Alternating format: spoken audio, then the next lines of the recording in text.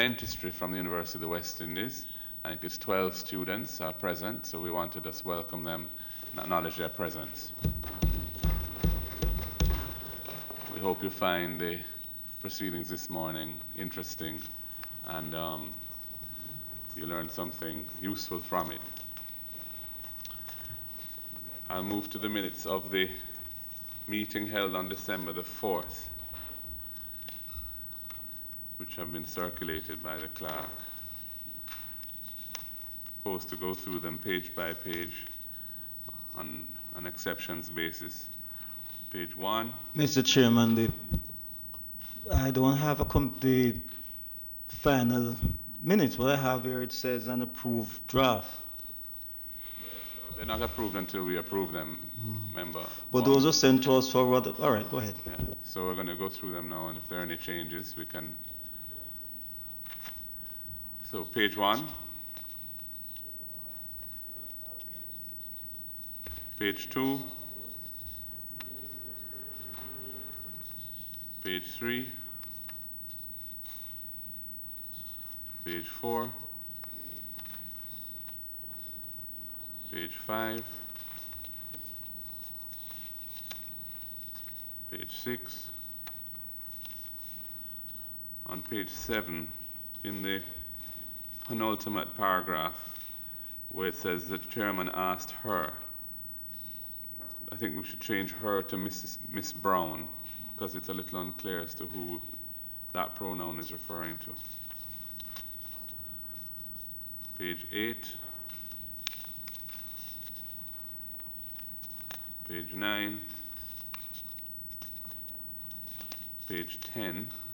On page 10, in the top paragraph, I think it's the 6th line.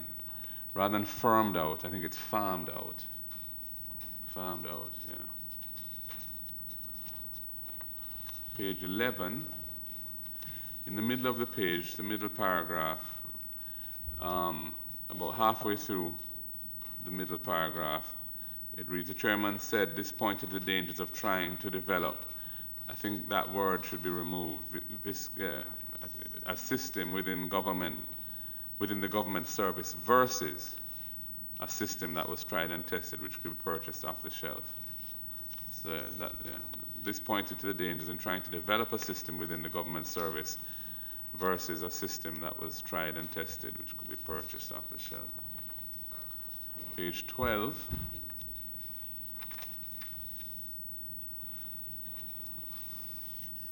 Page 12, at the top paragraph, in the top paragraph, the middle sentence, he said that this should be reviewed from a policy perspective because the current model, which comprised a large enterprise with staffing and many operating problems, was, and I think the words benefiting from should be inserted, was benefiting from a very different finance model than what existed 6 years ago.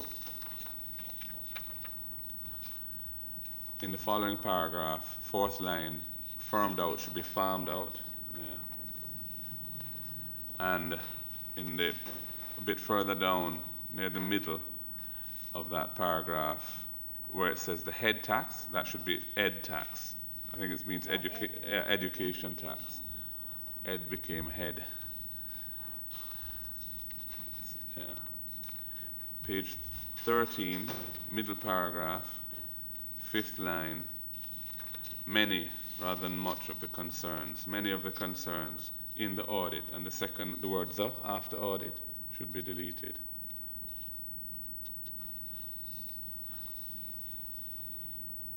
In the audit, take out the, in the audit report. Yeah, many of the concerns in the audit report. Page 14 and page 15. Subject to those corrections being made, would anyone care to move to adopt the minutes of the meeting? Moved by a member Guy, seconded. Seconded. Seconded by member Campbell. Thank you. So, all in favor? Aye. The minutes are approved of December the 4th with those amendments. We'll move to matters arising from the minutes, and there are two matters arising stated in the agenda. The first of them relates to the report that we had reviewed on the Transport Authority in 2018, out of which we had requested a report from the Transport Authority on the question of 5 buses which had been purchased by the authority and then were subsequently disposed of by the authority. And we had questioned why that took place, because the explanation that had been given to us in the meeting was that was because the buses couldn't traverse Mount Rasa. Well, we have before us a report from the Transport Authority, which is really a compendium of letters and appended documents, and a document with some appendices. And looking through that document, it explains that on the July 3rd, 2018 sitting of this committee, there were concerns raised in respect of item 4 from the Auditor General's report that had been tabled, dealing with the purchase of major assets without due diligence. It makes reference to a decision that was taken in 2015 to procure the buses, these 5 buses, that had arisen out of continuous representation by the trade unions about the safety of employees on public transportation and the associated risks, particularly to members of the inspectorate body. So apparently there had been continuous representations from the unions at the Transport Authority that transportation needed to be provided for the employees, in particular the inspectorate, who were exposed to particular risks. So in light of that, a decision was taken to provide transportation for the staff. And there was a letter in December 2015 to the Permanent Secretary of the Ministry of Transport and to the Chairman of the Sector Committee, leading to a decision that was taken to procure these buses via the direct contracting method. As it turned out, the buses were purchased as part of an order placed by the JUTC. The JUTC was in the middle of procuring buses for their own fleet, 45 of them, and these additional 5 buses were added to that order because it was an efficient way of doing the procurement. And the buses were delivered in August of 2016 to the Transport Authority. Subsequently, there was a memo from the General Manager of Operations, which is appended as Exhibit 8, to the Managing Director, which led to the board taking the decision to dispose of the assets, these buses. When one looks at the memo from the General Manager of Operations to the Managing Director, and it's dated March 24th, 2017, explaining the rationale for the disposal of these 5 buses, I think it's worth reading it in full. It reads, 5 Golden Dragon 40-seater buses were purchased by the Transport Authority from China through an arrangement with the Jamaica Urban Transit Company, JUTC, in May 2016. The purchase was ostensibly executed as a result of an agreement with the unions for conveying workers of the Transport Authority. Since the buses were delivered, they have only been used once to transport staff members to a staff retreat in St. Anne in September 2016. Aside from that, they have been parked at the Transport Authority's 107 Maxfield Avenue location It is now apparent that the purchase of the buses was ill-conceived for the following reasons. They have not been used, and he lists them. They have not been used for the purpose originally stated. Arrangements for parking at the regional offices were not thought out and put in place. Drivers were not previously selected and trained to operate the buses. There is a binding maintenance contract of some $400,000 per month for servicing and maintenance, even if the buses are not taken in for servicing. To date, over $3 million would have been expended for servicing.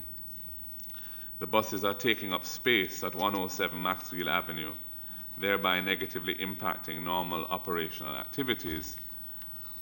And then it says, initial indications are that the buses are unsuitable for the purpose stated, i.e., to convey staff members in a nearest point to home drop-off arrangement.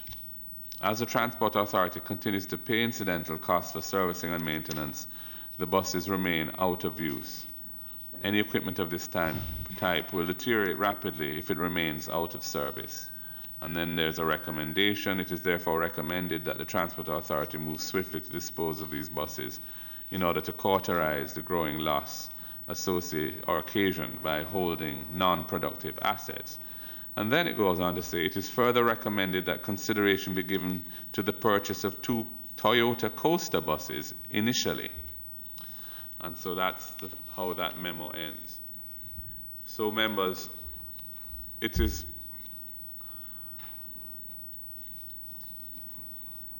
clear that the rationale being given now in this memorandum is somewhat different to what we were told.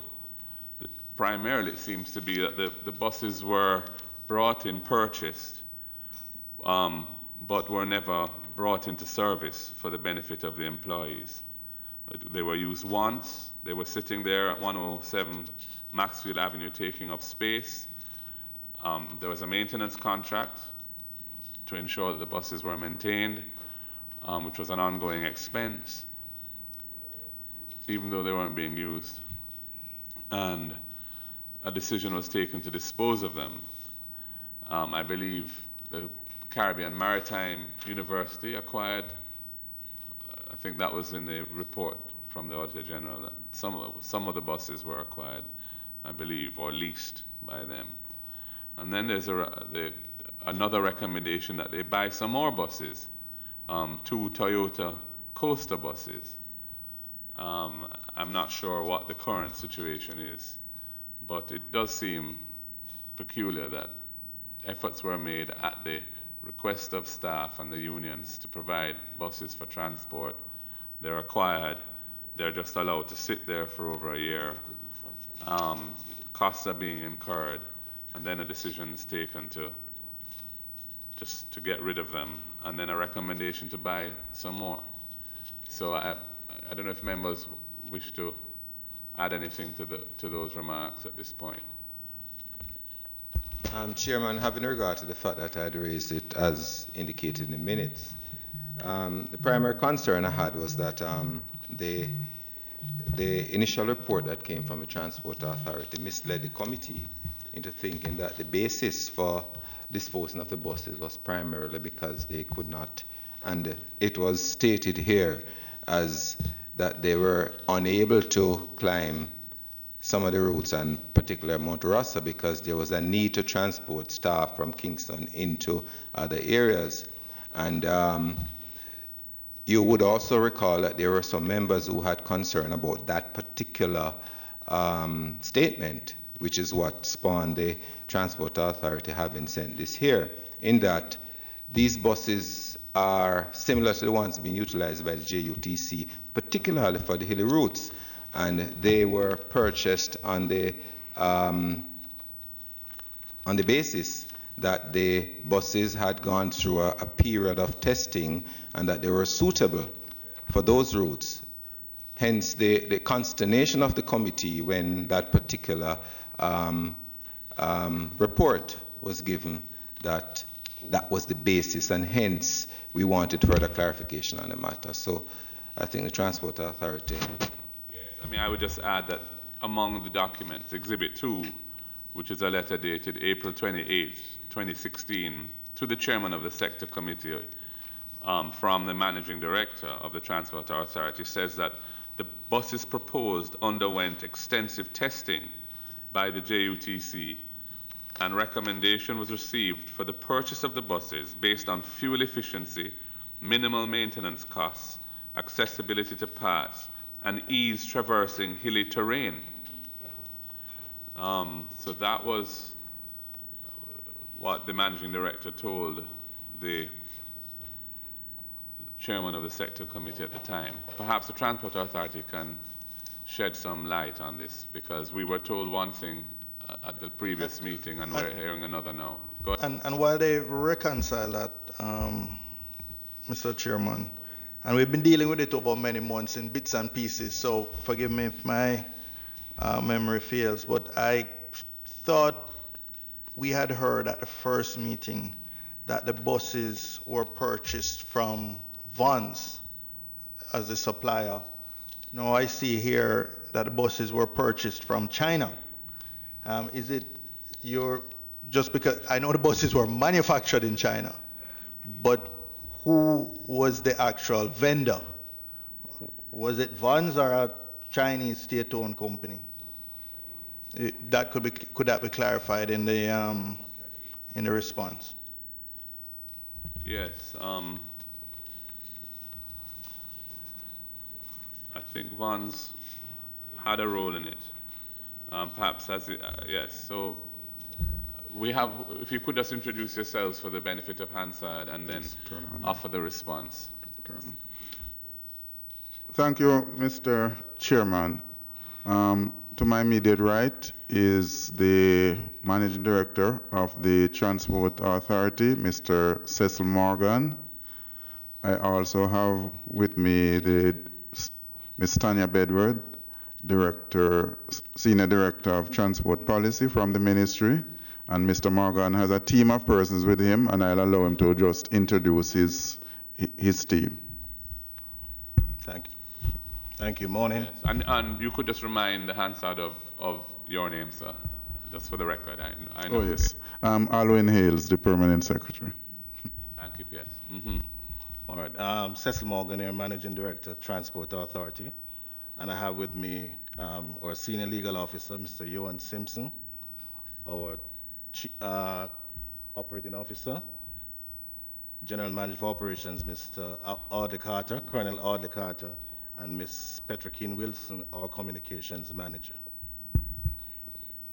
And just to answer the question raised by Member Bunting, the Vons is actually the local dealer for Golden Dragon in Jamaica. Vons Motor Company. And any questions raised by... No, just on that point, when you say the local dealer, so the vendor, I mean, when we speak of buying a product from Toyota, we don't say we bought the product from Japan. We say we bought the product from whoever the dealer was, or if we bought it from a second-hand dealer, then we say the dealer. So I'm just trying to determine the contract, the purchase contract was with Vons. Yes. Thank you. So, Mr. Morgan, perhaps you could shed some light on this odd affair. In relation to the question that you asked, Mr. Chairman, in the reason or the rationale why the board took the decision to dispose of the buses, I will confirm that I did indicate that we had a staff function in St. Anne, and of the 5 buses that went, we had some concerns in those traversing the hilly terrains, and I did say that, and I still stand by that comment. We had to return the buses to Kingston for them to be addressed, and as such, there are some discussions were held at the management level, hence the letter from the General Manager for Operations in relation to why those buses were not suitable. Not only not only did we have some challenges with those buses, the fact of the matter, we did indicate that in terms of the number of personnel that the Transport Authority had planned to have taken to and from work during the course of the day, the report that we do have here is that in the western regions about 16 persons, Spanish Town to Kingston is about 23, and from Harborview End about 14.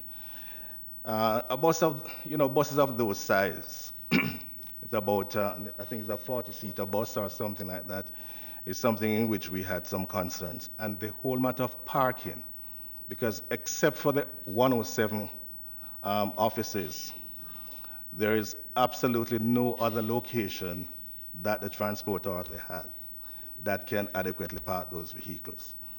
So that was also a concern of us.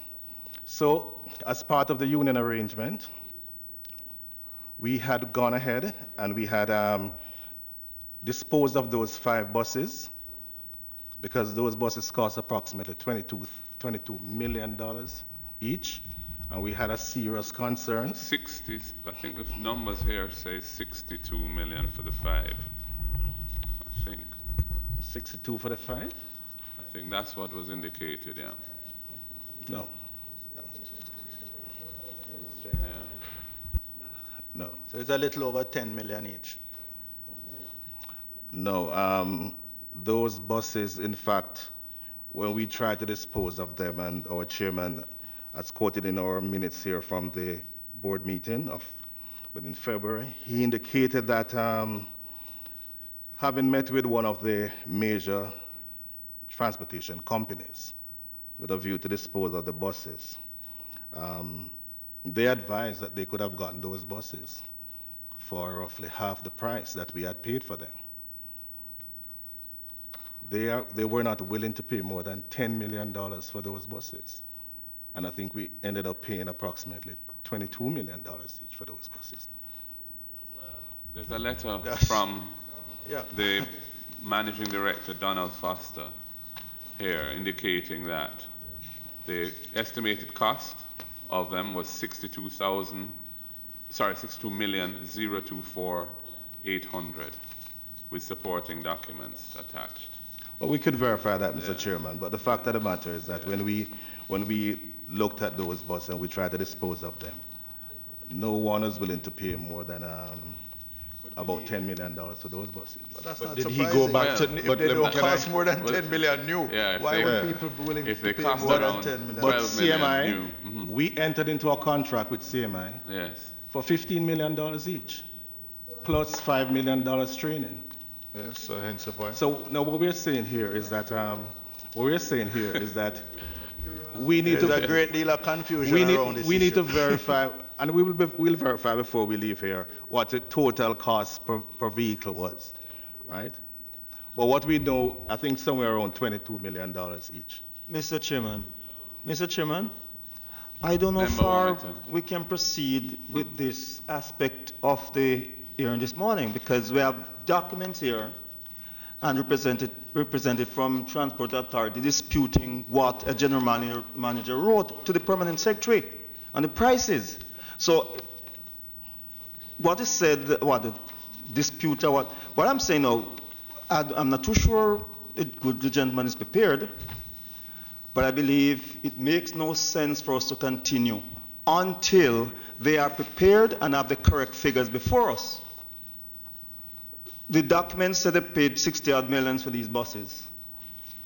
He's saying that they paid the value less than 20 million, or 10 million and sold for 50 million and 5 million. And I'm not too sure they're prepared, because they cannot answer the questions correctly.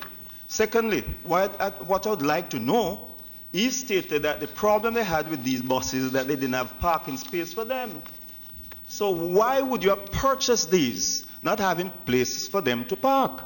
The first issue you should have considered is how are we going to store these buses? And two, he disputed what is written here by a former general manager. You read it earlier on, that the buses underwent extensive testing by the Jamaica Urban Company and recommend that that be purchased on that basis. And I know Member Cuthbert Flynn have some very hilly terrains that these very buses traverse daily. So I don't believe the argument that he's presenting here is logical. Certainly not. Yeah, and it's a pity that, we bring the officials back and something as basic to this whole discussion as the price that was paid to buy them is not clear. I mean, we have documents with a fairly clear number, just over 62 million for 5. It had originally been estimated that would have been 30 something million for 3, and they ended up buying 5, 36 million for 3, and that's consistent with the price for 5, 60 odd million, 62 million. So I don't think we can take the matter of price much further. Member Phillips, you wanted to say something? Member Phillips? Well, you had wanted to say something? No, Chair,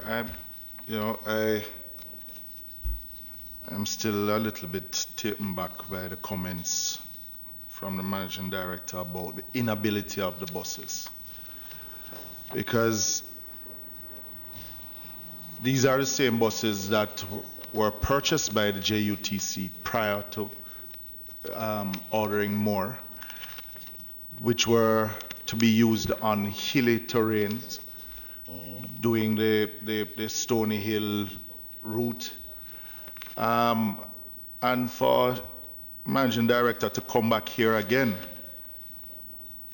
with that comment, that he's standing by his comment, it begs the question if there was any other motive behind disposing the buses or the actions of this current board and management of the Transport Authority. Because the buses in question was paid for by this board administration.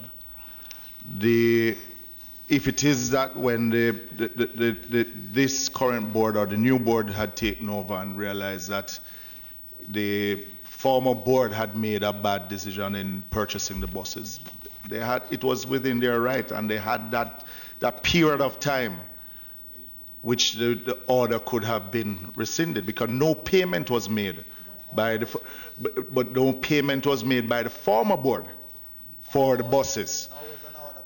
Then nor was an order placed. So to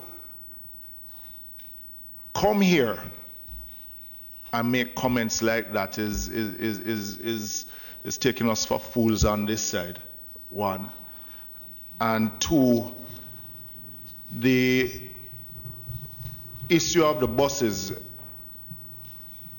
not having a place to park would have been a decision that they would have taken before even purchasing the buses. Yeah? And also, it was an agreement between the Transport Authority and the union that they would have had buses to transport workers safely. Then to say that it was not using for the purposes that it was purchased for is and then taking months, because the last time that they were here, he mentioned that they were in the process of replacing the buses, when the agreement with the union was even some time off, even for the delivery of the Golden Dragon buses. So, Managing Director, you coming here and repeating what you're saying is not, I am not satisfied with those comments and the reasons behind selling the buses and the reasons behind the purchases of you not having a say in the purchasing of the buses. And I think that even the sale of the buses too, and not being paid for them, brings into question a lot of issues. Chairman. I mean, it's striking that the general manager of operations, in his memorandum to the managing director, lists 7 reasons, none of which make reference to an ability to traverse hilly terrain. But what is the current situation with regard to transporting workers? What arrangements are currently being made? Mr. Chairman, I heard Mr. Phillips mention about trying to hoodwink members on that side. That's never the intention. That was never the intention.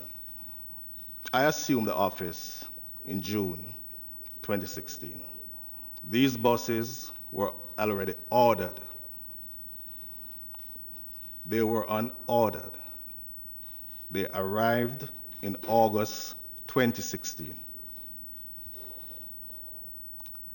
So I just want to make it clear that they were ordered, they were manufactured, and they were shipped, and they arrived in August 2016. If due diligence had been done properly,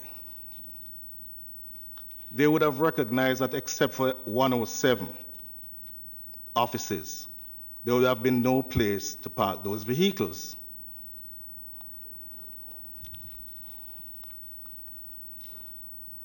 So what we did... With respect, Mr. Chairman, that's not what we're contending here. No, the question was being asked about the other reasons as to why.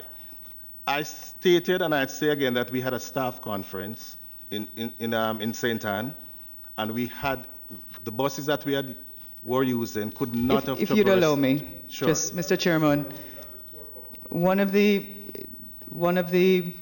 chronology of events suggests that from October 3rd, 2015, there was extensive investigations with regards to the unions and the Transport Authority to provide transportation for government workers, correct? That's correct.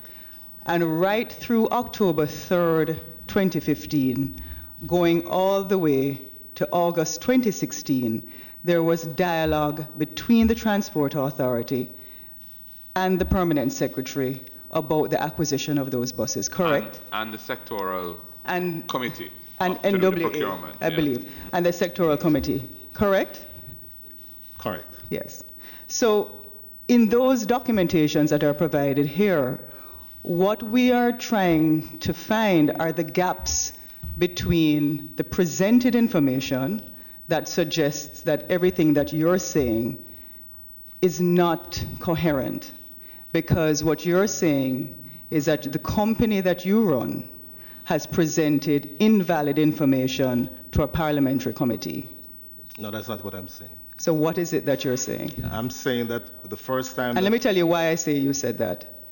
You said the prices are wrong. You said that the reasons for wanting to dispose the buses are incorrect because there are other reasons why, one of which is that the buses can't operate. But there was nothing in this documentation previously from October 3rd to April 28, 2016, that's October 3rd, 2015 to April 28th, 2016, that suggests that the buses would have been inoperable and not in the best state to work on Jamaican roads. And then you came with a memo after contradicting and going in a completely different direction from what the Permanent Secretary and others would have said. So tell me where we're going wrong and tell me what has happened.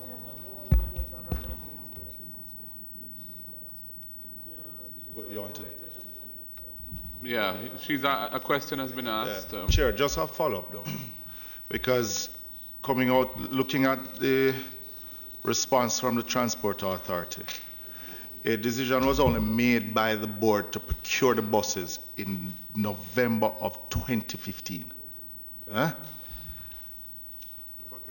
To procure buses. Right? In May of 2016 is when the whole process started to procure the buses, which is under this current board. And be it that he got there in June, it is the same Transport Authority. You know, so... Could have been, I would say April, because the letter to the sector committee is dated Thank April you. 28th. Yes. Yeah. So the procurement did not start. A decision was taken to procure by the previous board.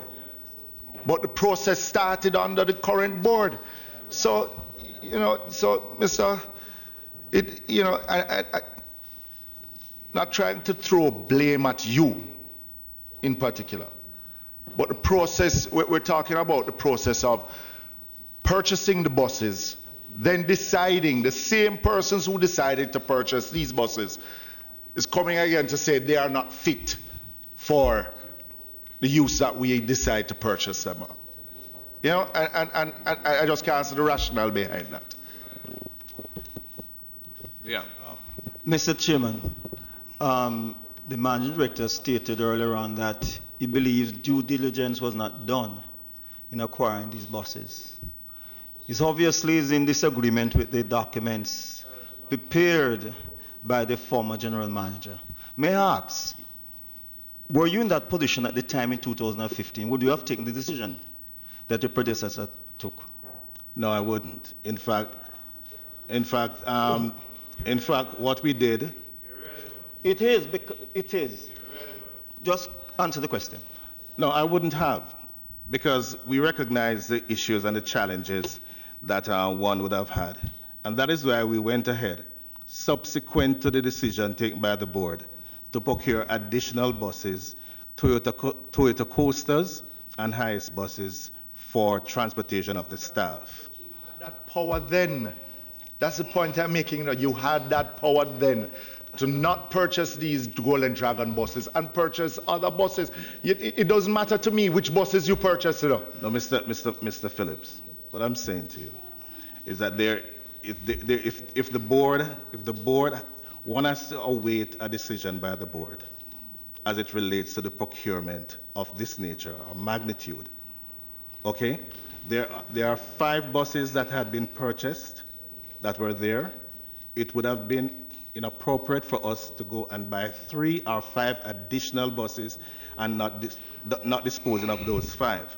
So what we did basically was to dispose of those 5 buses and sought and got permission from the board to address the situation. So we have procured 3 additional buses, and we're in the process of buying 2 additional ones before the end of this financial year to address the staff situation. So, the procurement process for the 5 buses took place under your board's watch, the current board's watch, because the process is unfolding in April and May of 2016. So, having done that, you then decide to sell them because you don't think they're what you need. No, I think. What loss did you realize on that sale? I think the procurement process had started. Well, it was certainly continued. It was continued by this here that you have provided to us. Yeah. So that's a decision to procure. Because it has not said that the procurement process. If what the document also stated, Mr. Chairman, I think there was even consideration to buying Toyota Coaster buses before the Golden Dragon buses were purchased. I haven't seen that in the document. There is that.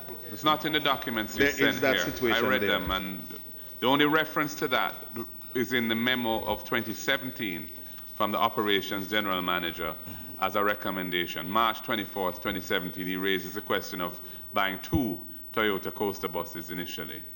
But the procurement process was, the documentation shows it unfolding in April and May of 2016 to buy for 62 plus million these 5 buses, which you subsequently decided you didn't really want. I don't know I've asked you the question, what loss did the Transport Authority sustain on the disposal of those 5 buses? What loss did you sustain, financial loss, did the Transport Authority sustain when they sold the buses? There seemed to have been a dispute as it relates to the purchasing price. So whatever to answer that question would be determined on what basis we're looking at. It was mentioned about $62 million. I'm saying it's more than $62 million that those buses were procured for. I can tell you those are just estimated costs. We have sold, as I said before, those buses, $15 million each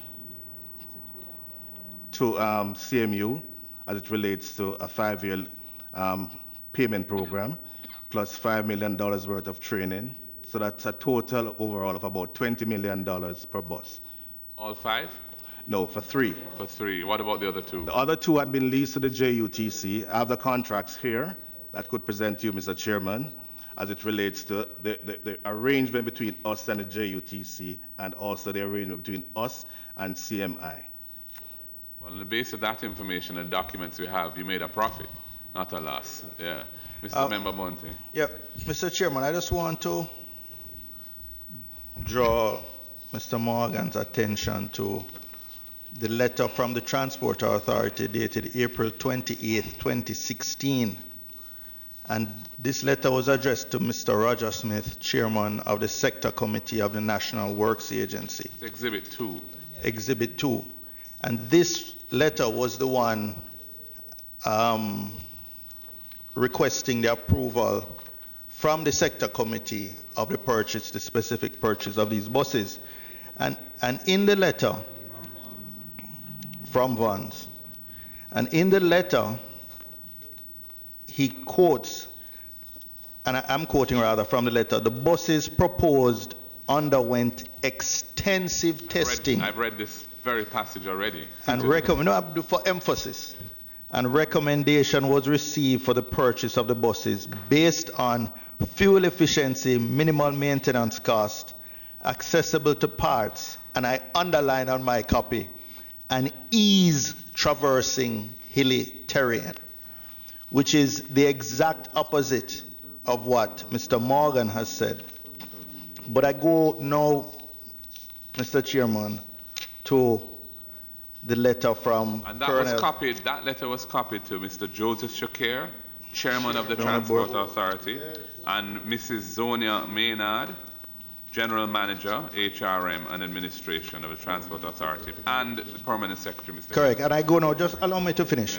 I go now, Mr. to the Exhibit 8, a memo from Colonel Carter to Mr. Cecil Morgan, dated March 24th, 2017, where he says that the purchase of the buses was ill-conceived for the following reason.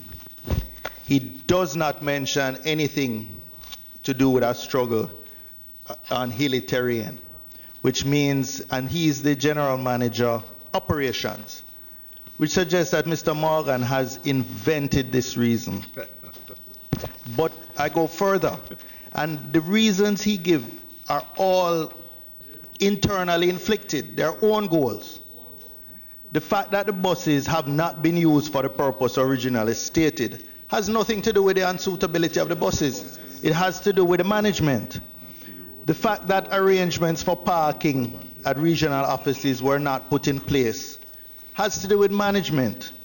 The fact that drivers were not selected and trained to operate the buses has to do with management.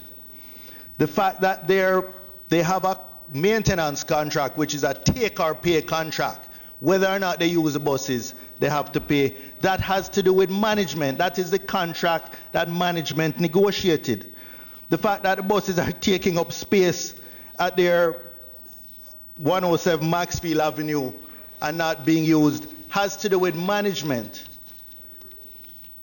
The fact that the buses are now stated as unsuitable suggests that management is not only incompetent, they're schizophrenic, because they had stated 2 years later that these buses, after extensive testing, were absolutely suitable.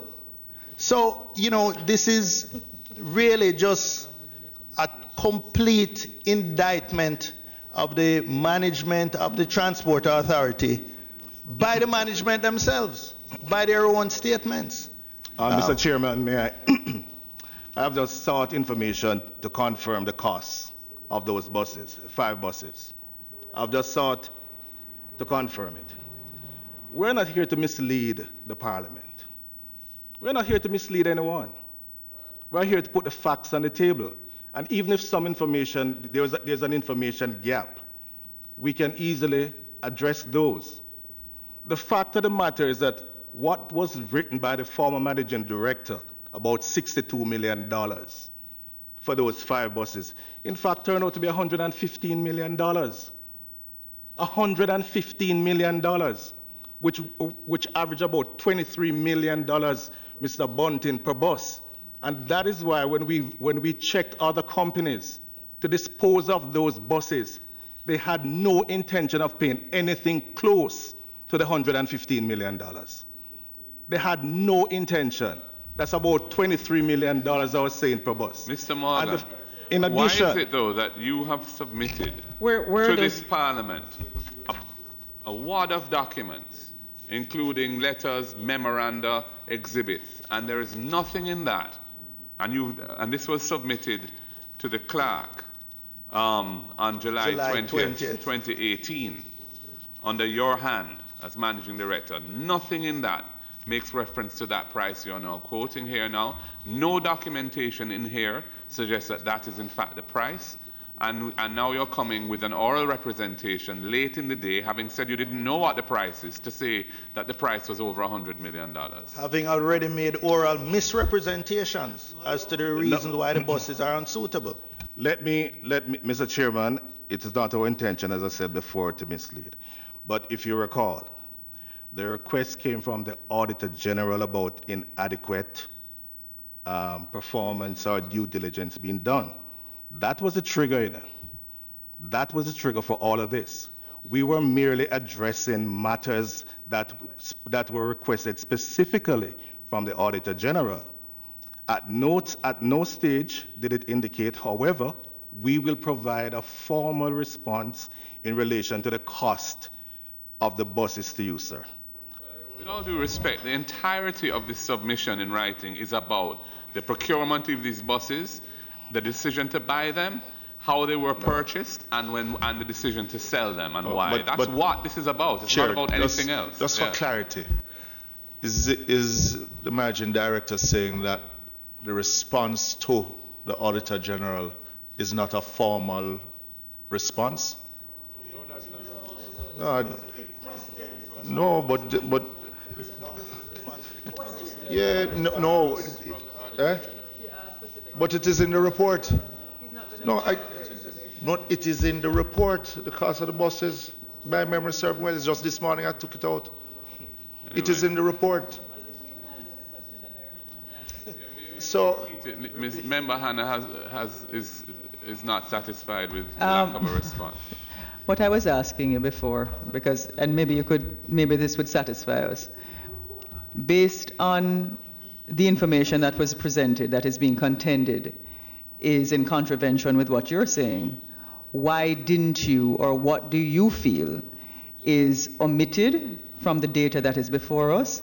And if something is omitted, why haven't you sought to give the accurate information? And if that accurate information exists, where is it, and where is the gap between what has been presented to the Auditor General and what has been given to us here? Because the entire premise of this discussion is based on the documents that are here. So everything is getting lost in translation with what you're saying. And you are coming out, as Member Bunting has said, as providing incompetent management services to the Transport Authority. And we just want to try and figure out where the gaps are. In particular, Mr. Morgan, in particular, we have letters copied to the chairman of the Transport Authority from the managing director, copied to the permanent secretary, addressed to the procurement entity, the sector committee, stating the price that the buses are, and the direct contracting method was approved on that basis, just over $62 million.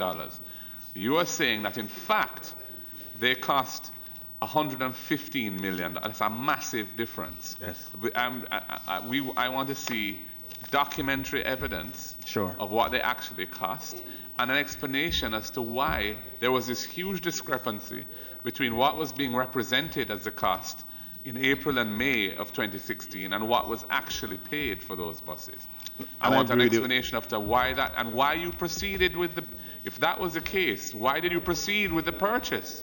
If they were at such an exorbitant price relative to what we will provide the information as per your request. Why you can't provide it now? Chairman, let me just ask.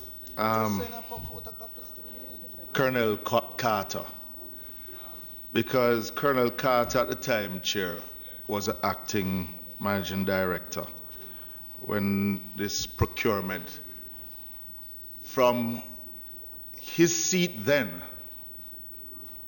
did he, the same conclusion that Mr. Morgan has come up with, the inability of the bosses, did he concur with it then, because it was under his watch that that the procurement and the ordering through the JUTC had been finalized?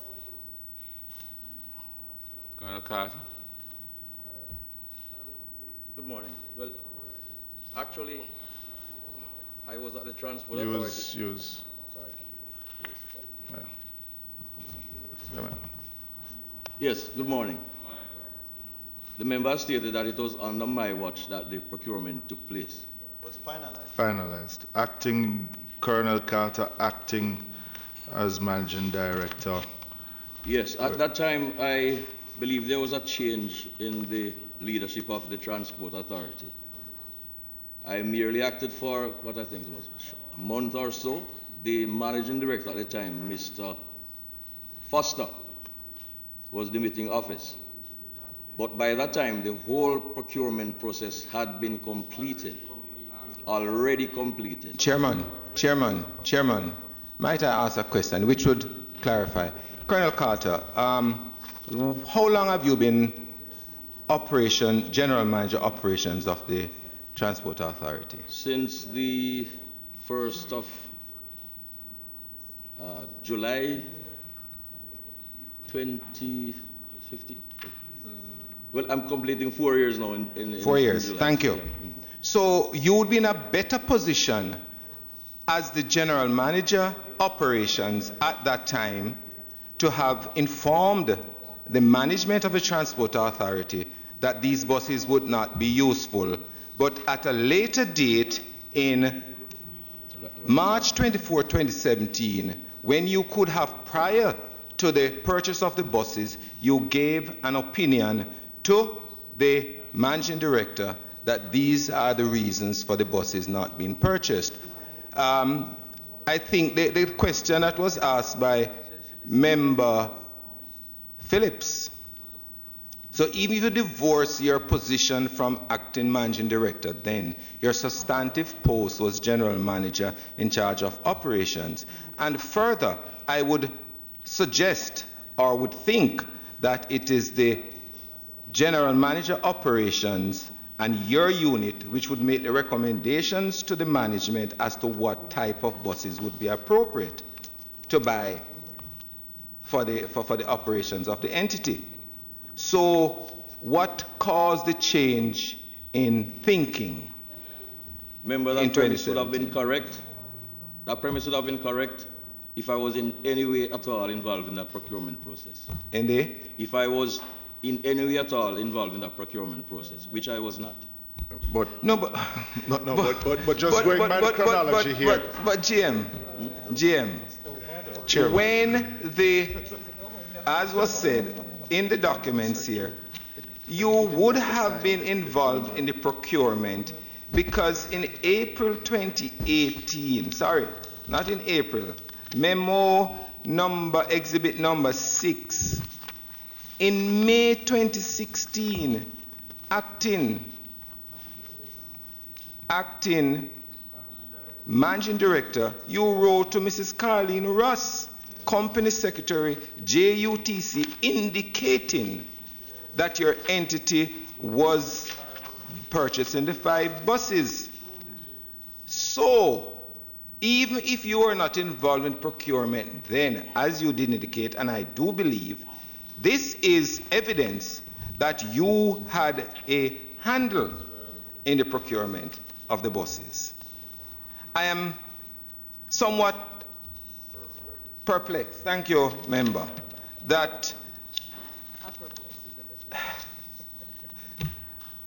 sometime later, based on the memo that you submitted, that exhibit 8, that less than a year later, you were of the view that the buses were no longer suitable. In fact, Truth is that 10 months later, the procurement was not complete when you wrote that letter, because it was at this stage that the decision to try and buy them through the JUTC was being pursued by increasing their order by 5 buses. And you even said in this letter the Transport Authority will advance the payment for the 5 buses as soon as written confirmation is received that the order has been increased to 40 buses and that the first 5 buses to be delivered will be those for the Transport Authority.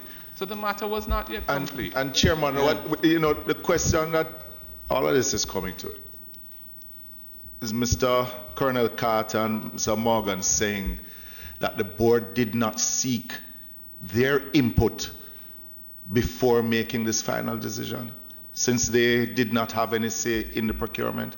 Because if that is so, then there is a serious issue there. On what basis then who would be advising the board at that point in time then? Remember, I will stand by what I said earlier.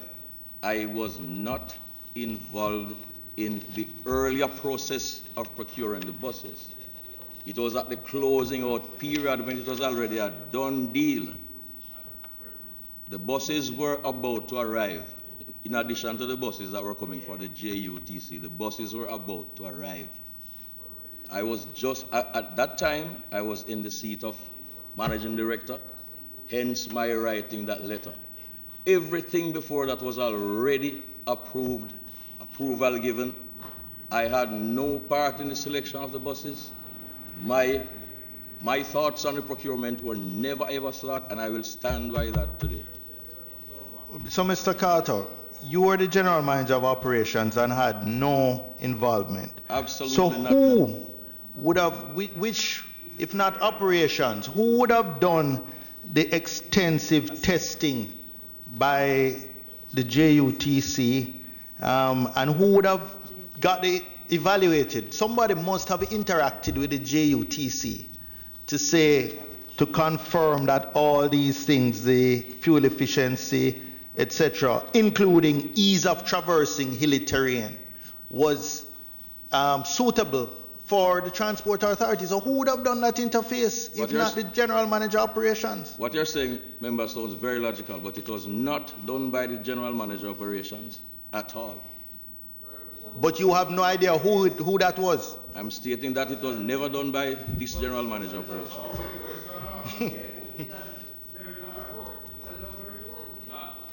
I'm aware that the unions wanted these buses and that the board decided to buy these buses basically because the staff needed transportation services and it was to fill that need. Are you aware of that, Colonel? Of that I am fully aware, Chairman. No arrangements were made for the parking of these buses when you get them, and to train drivers to drive them, etc. Nothing was done to prepare for that. I can advise the chairman that the whole procurement process, inclusive of any testing or whatever that might have been done, appears to have been done by the HR department. It was never handled by the operations department. The HR department. But HR. But, Mr. Chairman. Mr. Chairman. Mr. Chairman. Hold on. I would expect HR to be dealing with employment, not with... Yeah, not with procurement. It ought to be procurement, I believe. So, Colonel, you are saying that the letter dated May 19, 2016, you wrote that letter based on the directive from the board? The one that talk about the 5 buses and what have you. The one that Chairman referred to. Absolutely. You wrote that absolutely based on the directive received from the board. Yes, ma'am. So you are saying that the decision where the buses are concerned, as far as you are concerned, yes, these decisions were taken by the board, excluding you. Excluding me. And the senior management. Absolutely. Thank you. And Mr. Chairman, just to Mr. Chairman, may I just ask a question? Mr. Chair. Just hold on. Mr. Chairman. Yes. Yes, go ahead. Thank you very much. Sorry to be late. And may I use this opportunity, since it's the first, well, I had a dengue from Friday. and this is my first day out of my bed. I would like to use this opportunity I missed the NEC. I want to wish all the members of the public service Happy New Year. My mother said you can wish Happy New Year until Ash Wednesday. After Ash Wednesday, you stop. Happy to see the members of the government, backbone of the government, public sector workers here in the parliament. Let me just ask one question, Mr. Chairman, because I like to give the benefit of the doubt. An entity like the Transport Authority would naturally have a procurement officer, senior person. That's what the procurement law calls for. Who is the procurement officer of the Transport Authority now, and is that same person the procurement officer then? That's all I want to find out. And is that person here with us in the room today? Okay, the procurement officer, senior procurement officer of the Transport Authority is Mrs. Tanisha Young currently, and that unit, which was under the HR, is no longer there. We transferred that function from HR. You see, if you look back at one of the letters that you read, it was copied to one Mrs. Zonia Maynard. She was the general manager for HR. She was also in charge of procurement. She was in charge of motor vehicles. She was in charge of HR.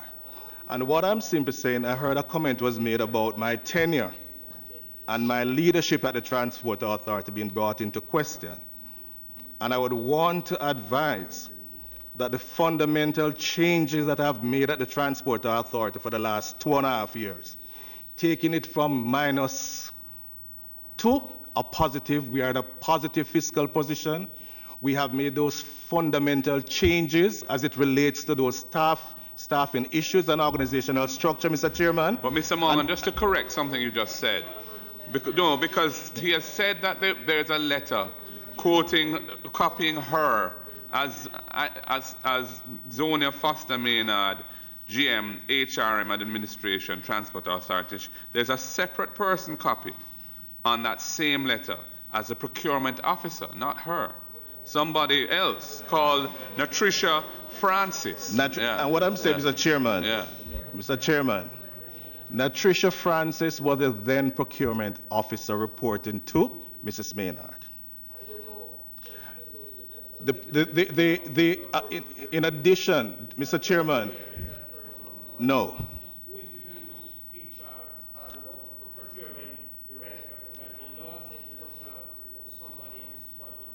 Mrs. Tanisha Young. Is that person here? No, sir. Oh. That person isn't here. So it's a matter of...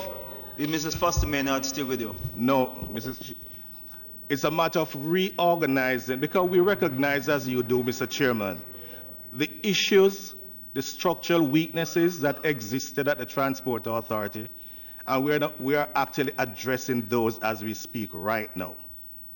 So the whole idea of saying about mismanagement, etc., I don't want to go there, to be honest with you. We are dealing fundamental with the procurement of these buses.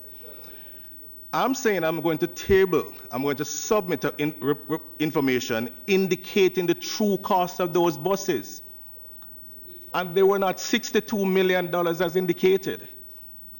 We were asked specific questions. Yeah, but Mr. Morgan, don't get upset with us for I'm the not upset $62 with you, million. Mr. Bunty. You sent a letter under your signature, July 20th, 2018. It was with the $62 million it is information. Response to a different question, sir. It was in response to a with specific respect, Mr. question. Morgan, So the price changes Auditor depending General. on what the question is. Sorry, Mr. Chairman. With respect, Mr. Morgan, if you were sending us this information, if I may, and you knew, allow me to finish, please. You may not, just hang on, and when If you finish, you may. if you are sending us information which is incorrect, don't you feel that you should have pointed out that notwithstanding this exhibit that I have included, which says the buses cost 62 million, here is a contradictory piece of information which shows that, in fact, the buses cost 115 million. You send this to us. We didn't come up with this on our own. And Mr. Bunting, you're perfectly right, because the inadequacy rests where it was before. That is the point I really want to make. And we are here trying to clean up at the Transport Authority a lot of inadequacies that existed then. Not only were the buses, I don't want to go to Jamintel building. I don't want to go there, sir. We don't want to go there, you know.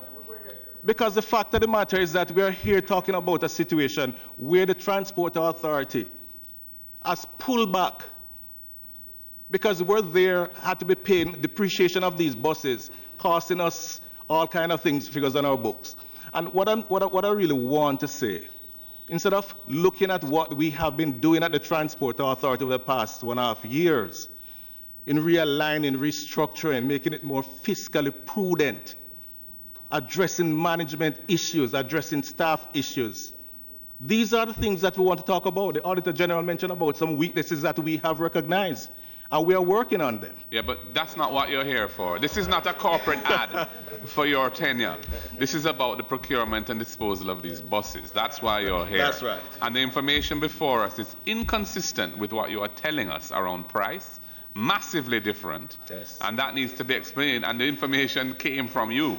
And both the information we have and the information you've now provided. We will provide. We need that to be explained, and we also need to understand why you proceeded with this procurement in the light of the fact that the price was so radically different to what the letters at the time to the relevant procurement agencies were saying. You know, that I think needs to be explained. So, Chairman, we're committed, and we understand, I appreciate it. And we are coming to get you that information, sir. Right. I was going to ask that question. I was going to ask for him to supply us the relevant information where we are today. He said before he responded to the questions raised by the Auditor General. I don't think he's obligated to add anything else. Okay? She asked specific questions and responded to them. At a time when you give all the information that were not asked, you put yourself in greater trouble. You answer the question as they're asked. If she needs additional information, then she has the authority to ask for it. What we can ask for at this stage is for the managing director to update us as to the current status and what the overall costs were. But we can't knock him for answering the questions that were asked. Right. Specific questions were asked. If there's deficiency, it have to be in the Auditor General's department for having not discovered the differences, if there are deficiencies. With all due respect, the information that was produced for us via Parliament to review is documentary information stating issues around price, which are very, very different to what the MD is saying the actual price was. And I'm saying that that is a peculiarity, a discrepancy, which we need to get clarified. That's what we're saying. Yes, member guy. Chairman, Mr. Morgan opened the door, so I'm going to go down that route. You mentioned that what the committee should be concerned about is what you have been doing at the Transport Authority for the past 2.5 years, instead of going to other things, and you would not mention Jamintel and all the other things. And you mentioned that you're about management issues and staff issues and beefing up those. Who is in charge of your HR department now? Mr. Willard Hilton. What's his qualification? Is that person here? No, he's not here. What's his qualification? He has a bachelor's degree. In? He has a bachelor's degree. He's in charge of HR. He has a bachelor's degree in? Yeah. Talk about Talk Mr. Chairman, about reorganizing. Are we dealing with the five buses now? No. As you have said earlier. I'm saying. I don't understand where we're going, Mr. Chairman. It suits us to go one way sometime and the next way the other time. No, I'm I would saying hope to that you, we Mr. stick to the five buses and the question that surrounds the five buses, Mr. Chairman. When the managing director went down the road that the member is speaking about, you call him back, Mr. Right. Chairman. So let us now pull back the situation. Members asked the Chairman. question. It has not been answered. At this juncture, I don't think we should pursue that whole question of all these But I other need to issues. just to know his qualification. Yeah. Well, we can follow that up through other channels. We can follow that up. He opened the door, you know. He opened the door. He opened the door, but I'm closing it at this point because that's not what we're here for. All right. I think at this juncture, there's not much further. No, but Chair, just before we that can be close gained from. There's something else that you want to raise? No, I just want to, because there's a letter here, which is Exhibit 6, which was signed by the Permanent Secretary, right? Exhibit 6, which was signed by the Permanent Secretary to Mr. Paul Abrams, who was then Acting Managing Director of the JUTC, instructed him to liaise with Colonel Audley Carter, Managing Director. And, you know, I just wanted to just ask the PS, because if both Mr. Carter, Colonel Carter, and Mr. Morgan said that, well, Mr. Morgan, this was before his time, that there was no consultation with him then as acting managing director on the suitability of the buses. Then as permanent secretary, copying this letter to the chairman then, and to the CTD of the Ministry of Transport and Mining then. Would he then, or can he tell us then on which, or how was the consultation done then for him to be able to write this letter? Because, you know, I am still challenging Mr. Morgan on the suitability of those buses, because they were tested first. There were 5 buses that were tested first by the JUTC before ordering the bulk of 40 buses. So what I can ask the permanent secretary, because he wrote the letter, it's his signature here. Yes, Mr. Chairman. The information I had at the time, based on reports that I've seen, was that the Golden Dragon buses were tested by the JUTC. They had a shorter span than the normal 45-seaters, the normal Volvo buses and MAN buses, and therefore they felt that they were able to traverse some of the terrains that other buses had problem with, such as Rock Hall and those, Stony Hill and those areas. The information also was at the time that the Transport Authority felt that they would have been suitable for use as staff buses. And in that regard, having had the approval, because we had the approval to purchase 35 buses for the JUTC, but we are aware that the Transport Authority wanted to purchase the 5 buses, and that is where we concur with the arrangement that the Transport Authority's the purchase price for the Transport Authority's buses would be paid to the supplier to satisfy the 15% down payment requirement. To be paid directly from the Transport Authority to the supplier? I don't recall exactly how it was paid, but it would have been paid by the Transport Authority to meet the 15% requirement, simply because the warrant issue at the time, based on the stage at which the buses were in the manufacture, the warrant issues would have been late and might have delayed the buses, given consideration that the JUTC really wanted to have these buses before September to meet back to school requirements. Thank you, Chair. All right, thank you all. I think there's more information that we require. I hope the Transport Authority will provide us with an update on around the pricing, because the difference between what you've said it costs and what the documentation suggests it costs is striking, and we need to have that clarified. Thank you, PS. Thank you, Mr. Morgan. Thank you for the rest of your team. There's the next item in the matters arising is to do with the surcharge the records of surcharge over the period from, I think it begins in 2009-10 up to 2013-14. And we had gone over this before, and I think some additional information had been asked for, and a more extensive matrix was produced by the Ministry of Finance to satisfy those questions.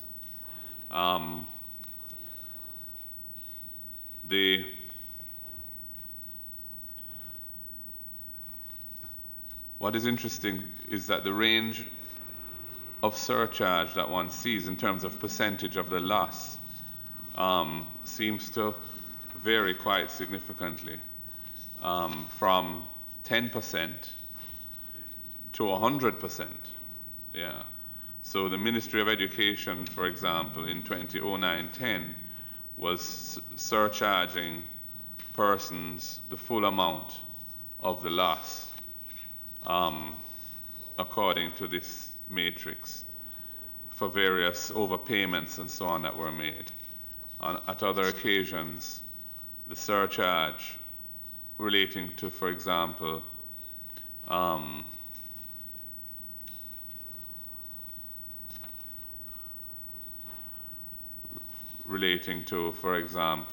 KSAC, to do with, was around just under 10%, typically.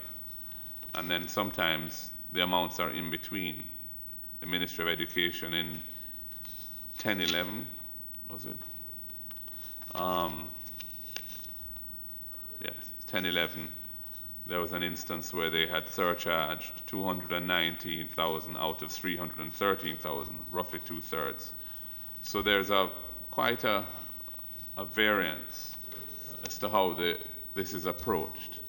And just for clarification, Ms. Hope, perhaps you could explain who makes the determination of the amount of the surcharge to be imposed.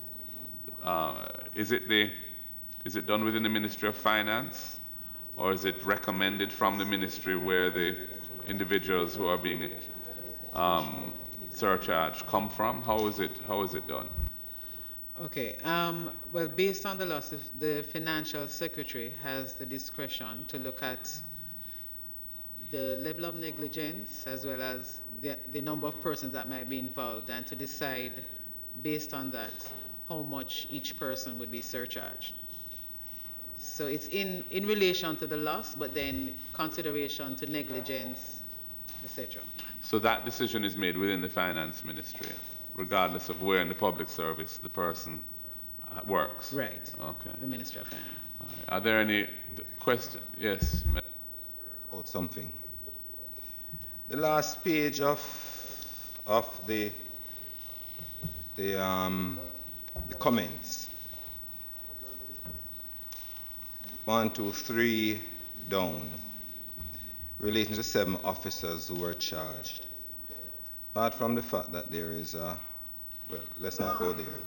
But the final one, the surcharge was withdrawn. There was no record of the named overpaid employees, and therefore the surcharge was withdrawn.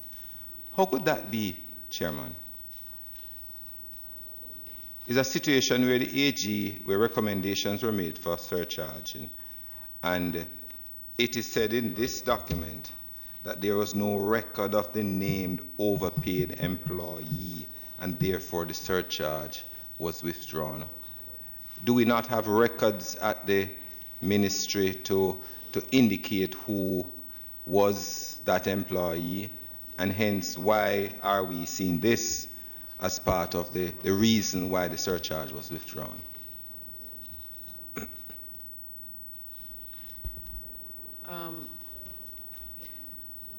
It could be. I'm going to assume that the entity probably recommended the surcharge.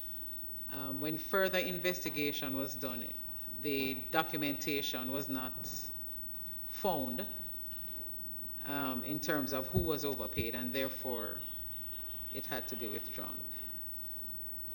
Member Guy, I'm sorry. What you are going off of is the formatting of it is rather peculiar because it doesn't have all the columns on those pages, so you can relate to the date and ministries that it related to. The one I am looking at has all the columns going across. So I'm just trying to match. Yes, so it is to do with, this is to do with, is it education or is it post and telecoms or?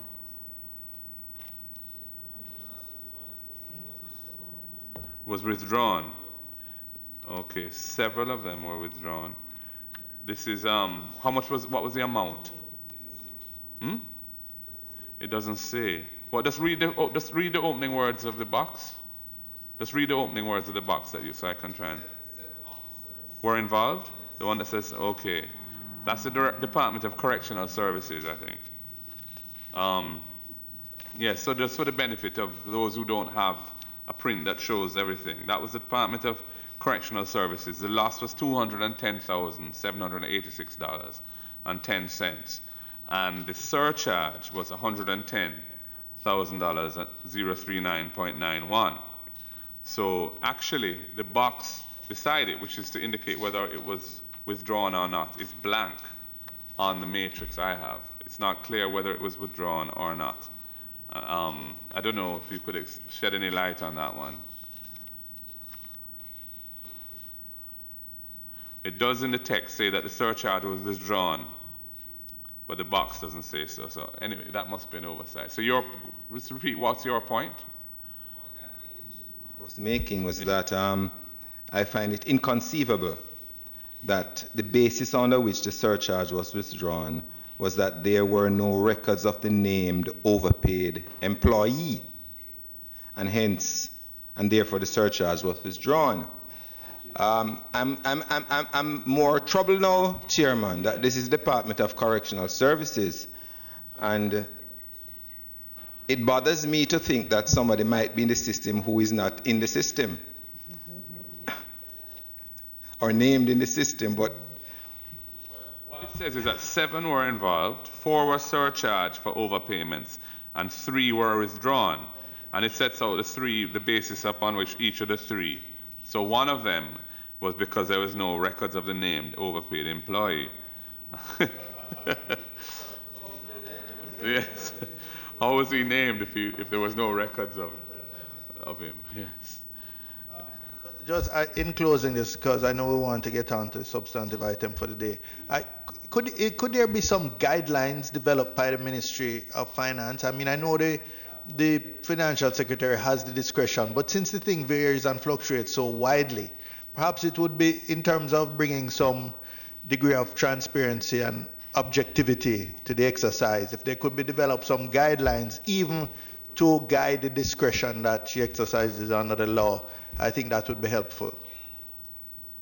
I think a policy around an internal policy that sets out the criteria to be applied, would be useful. If that exists, if you could share it with us. And if it doesn't exist, it should be, I think, developed, yes.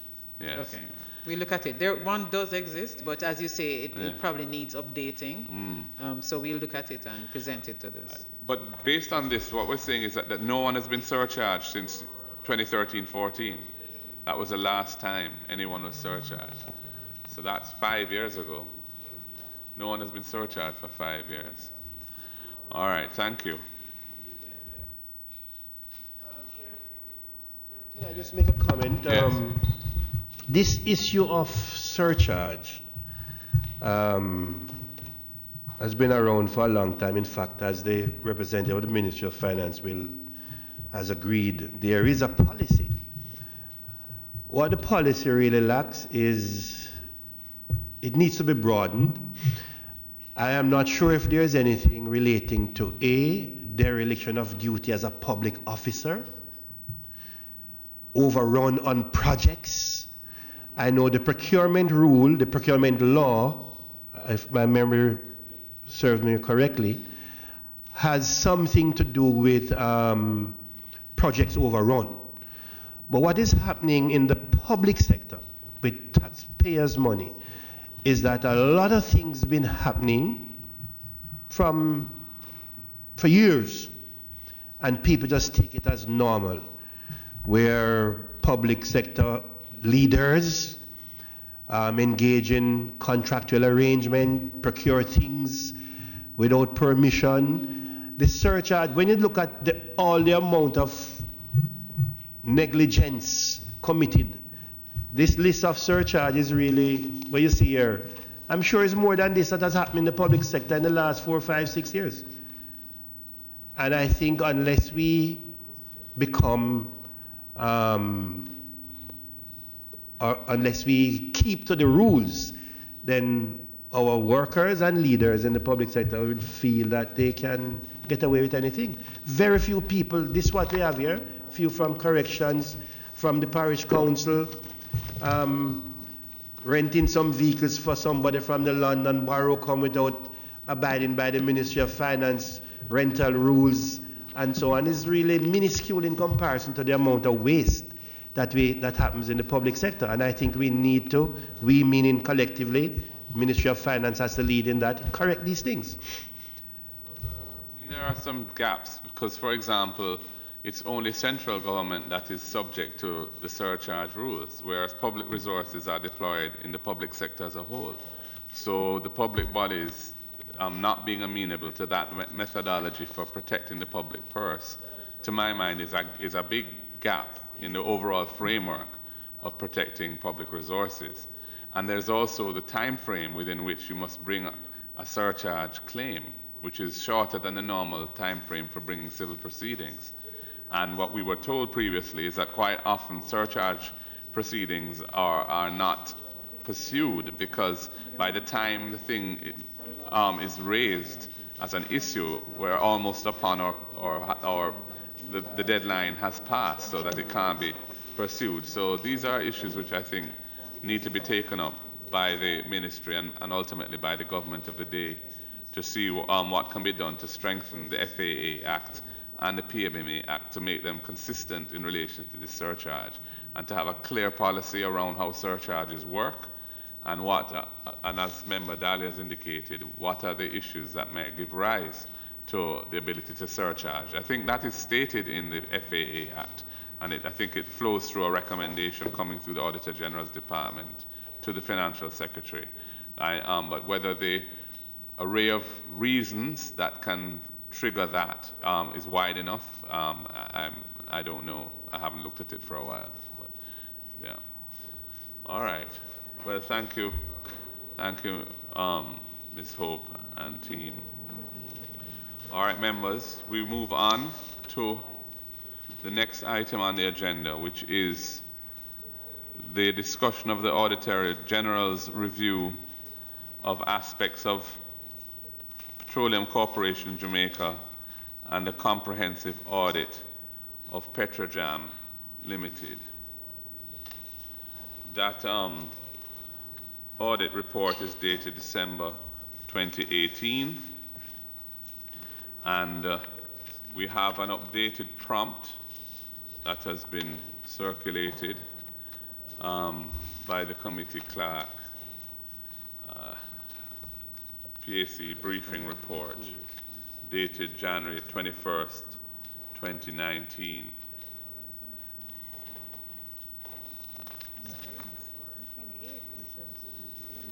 Oh. I'm not sure why mine says January 21st. And mine is a lot thicker than yours.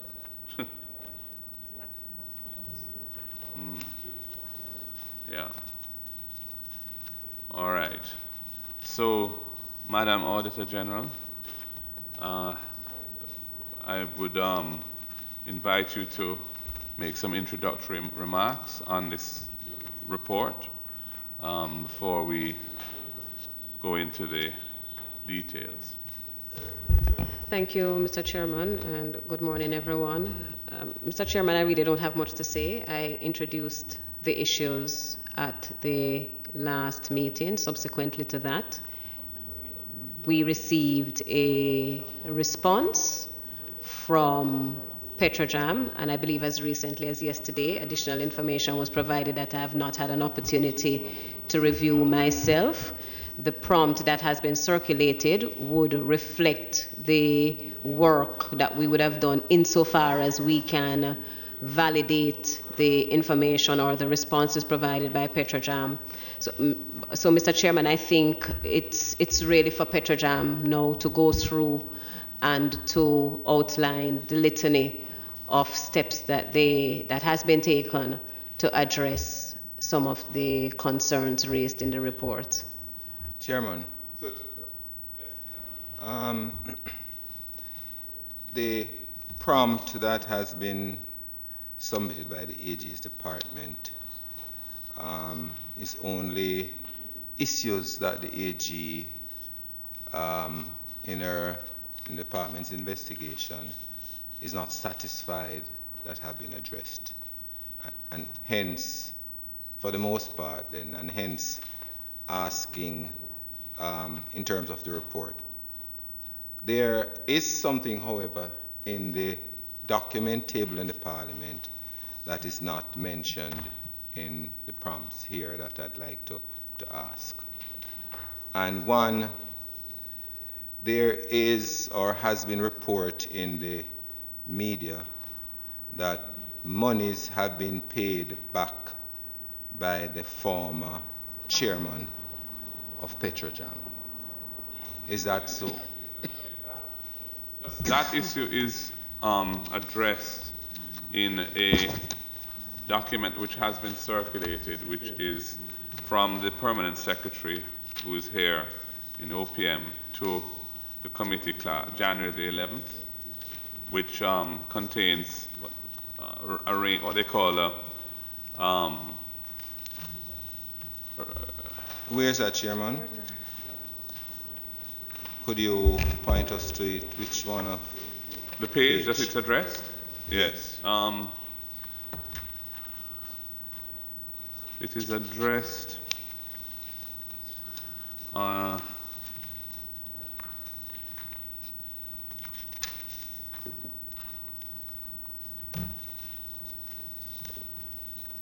could you help us, PS?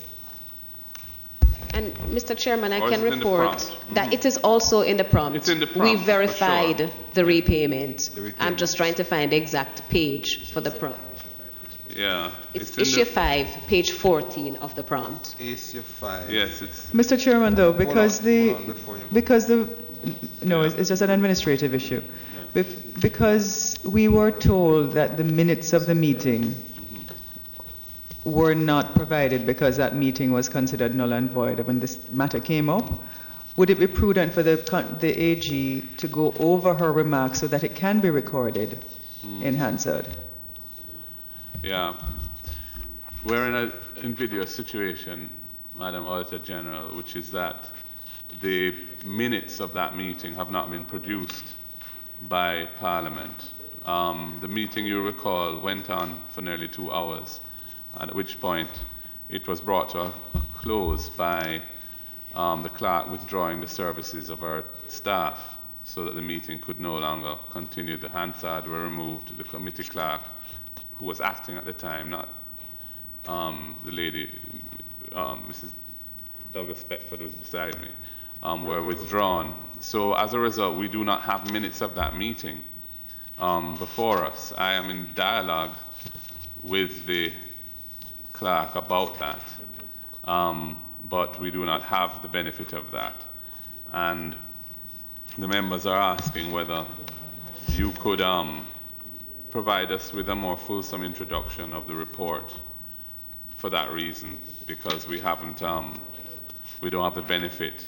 And many of the members who are here today weren't in attendance then as well. So if you don't mind, if you're willing to provide us with a more fulsome introductory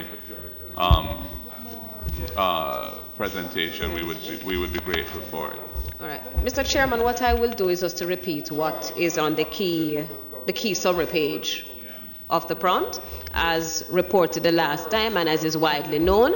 The report is a compendium of the review of certain aspects of the Petroleum Corporation of Jamaica and a greater review of Petrojam, of course, which would have been initiated by the concerns in the public.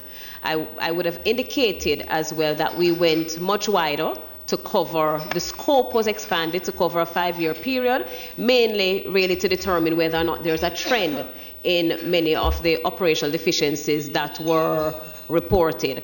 And so the report has the element of corporate governance issues, which would have reflected itself in the weaknesses surrounding the management of donations, the issues surrounding the HR practices, matters pertaining to the implementation of procurement projects. And more specifically, as is indicated in the report, we identified project cost overruns, which has been enumerated in the report. This questioned as well the value that was received from certain consultancy engagements, the evidence of the deliverables and assessment of those deliverables were not provided by Petrojam. As I indicated, there were questionable spendings on donations and what we call non-business events that in some instances have been addressed in terms of refunds. The audit took a 3-pronged approach. It was an investigation, a performance audit, as well as a financial statements assessment. And so for the financial statements assessment, what we sought to do was to juxtapose the financial performance alongside some of the concerns that arose pertaining to the operations of the organization and the spending habits. And what we found is there was an improved position in terms of, well, I shouldn't say an improved, there are minimal profits, yes, but it's a declining trend. So the profit position is declining over the period. There was inadequate cash to meet the obligations, and that was revealed to us based on our assessment of the financial statements, as well as doing the asset utilization ratio. We saw, based on the results of the ratio analysis, a decrease in efficiency profile of that asset. And of course, this then placed great pressure in terms of working capital needs, which was also affected by the need for certain capital investments, especially as it relates to the plant. So that would summarize, Mr. Chairman. The issues are varied throughout the report. And what we sought to do was really to categorize it somewhat based on various themes, whether it's the governance, project issues, as well as issues with PCJ. The response here, what we would have done is to analyze the response and to juxtapose those responses against our concerns and to determine the extent to which Petrojam has said that it has taken steps and whether there is evidence that steps were in fact taken.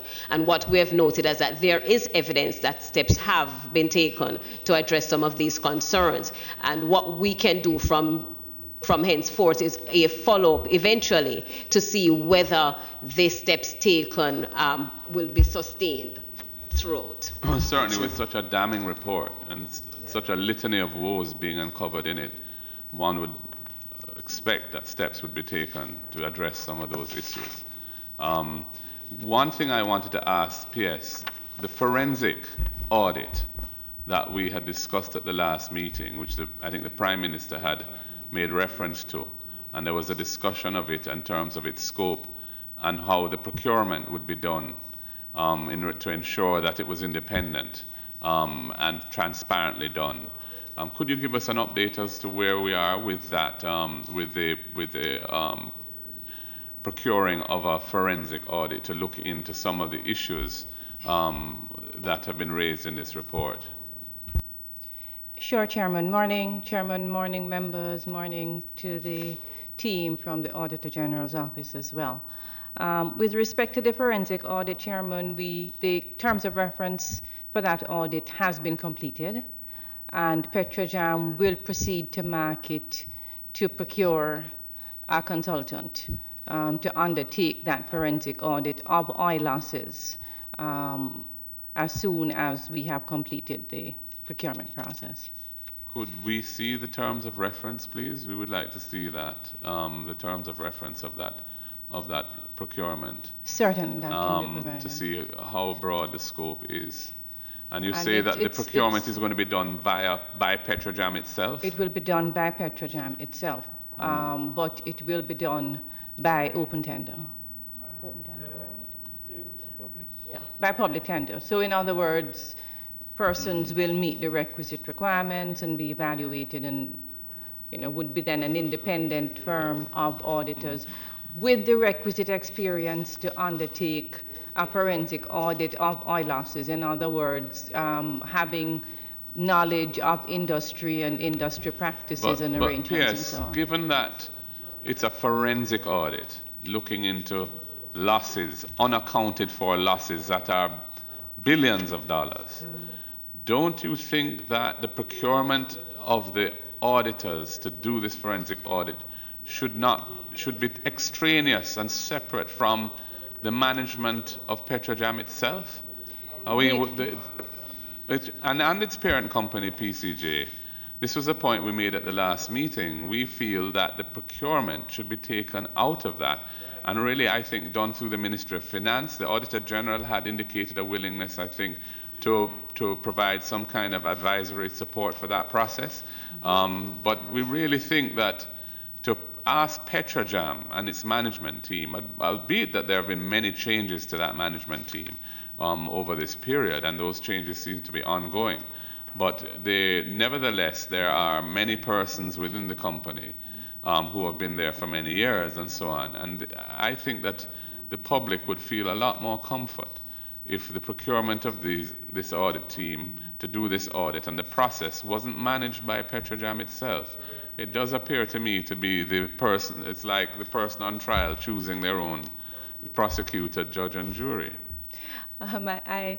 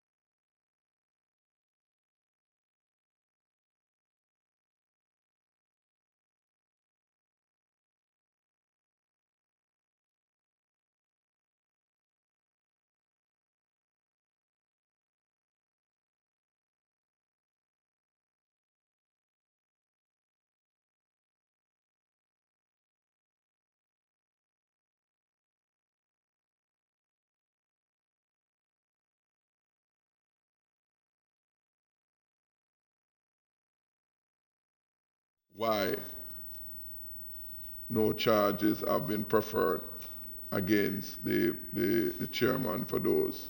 And while we're talking about refund, I read in the paper that the former minister refunded money for a birthday party that came up in our report.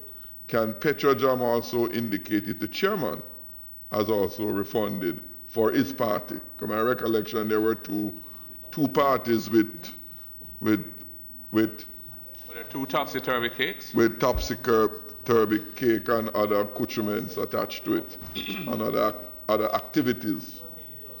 So, the general manager has indicated that the chairman has not made any payment in respect of that second party member. The issue of whether the JCF would be involved in investigating possible criminal charges if those arise, or not. What is your response to that? Are you treating that as being covered by the MOCA investigation? We're treating that as being covered by MOCA investigations and the Integrity Commission's investigations, Chairman. We felt that the questions that have arisen with respect to the oil losses, based on the value, the scope, this is a matter that has been repeated, I believe, over the years as an issue for concern, and that is of a very technical nature, and so we felt that that particular investigation would need to be taken with the requisite industry knowledge. The other areas of review, we would expect that with the MOCA investigations that are currently underway, as well as the Integrity Commission, that they would have sight of the report and would be looking into such matters of a more financial recovery and those kinds of considerations.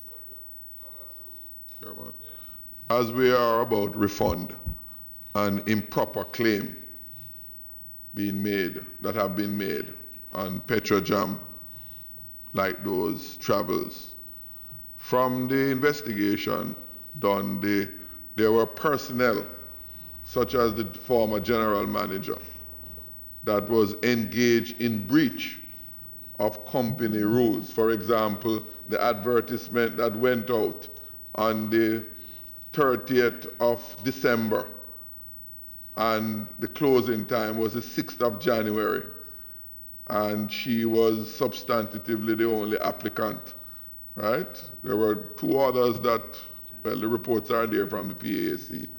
But 6 days, when the management of Petrojam indicated at the time before the PAC that filling posts of that level is usually a 3-month exercise for public advertisement and time for them to respond. Given those breaches that have occurred, and I would want to get the AG's comment on this too, but given that breach that took place and the individual was engaged in that breach, 2, add approval, retroactive compensation approval was given, where the salary increased from just under 10 million to 13.04 within a month and a half, even though the probationary period was never completed. Given all of those breaches that result in those payments, my questions are, Chairman,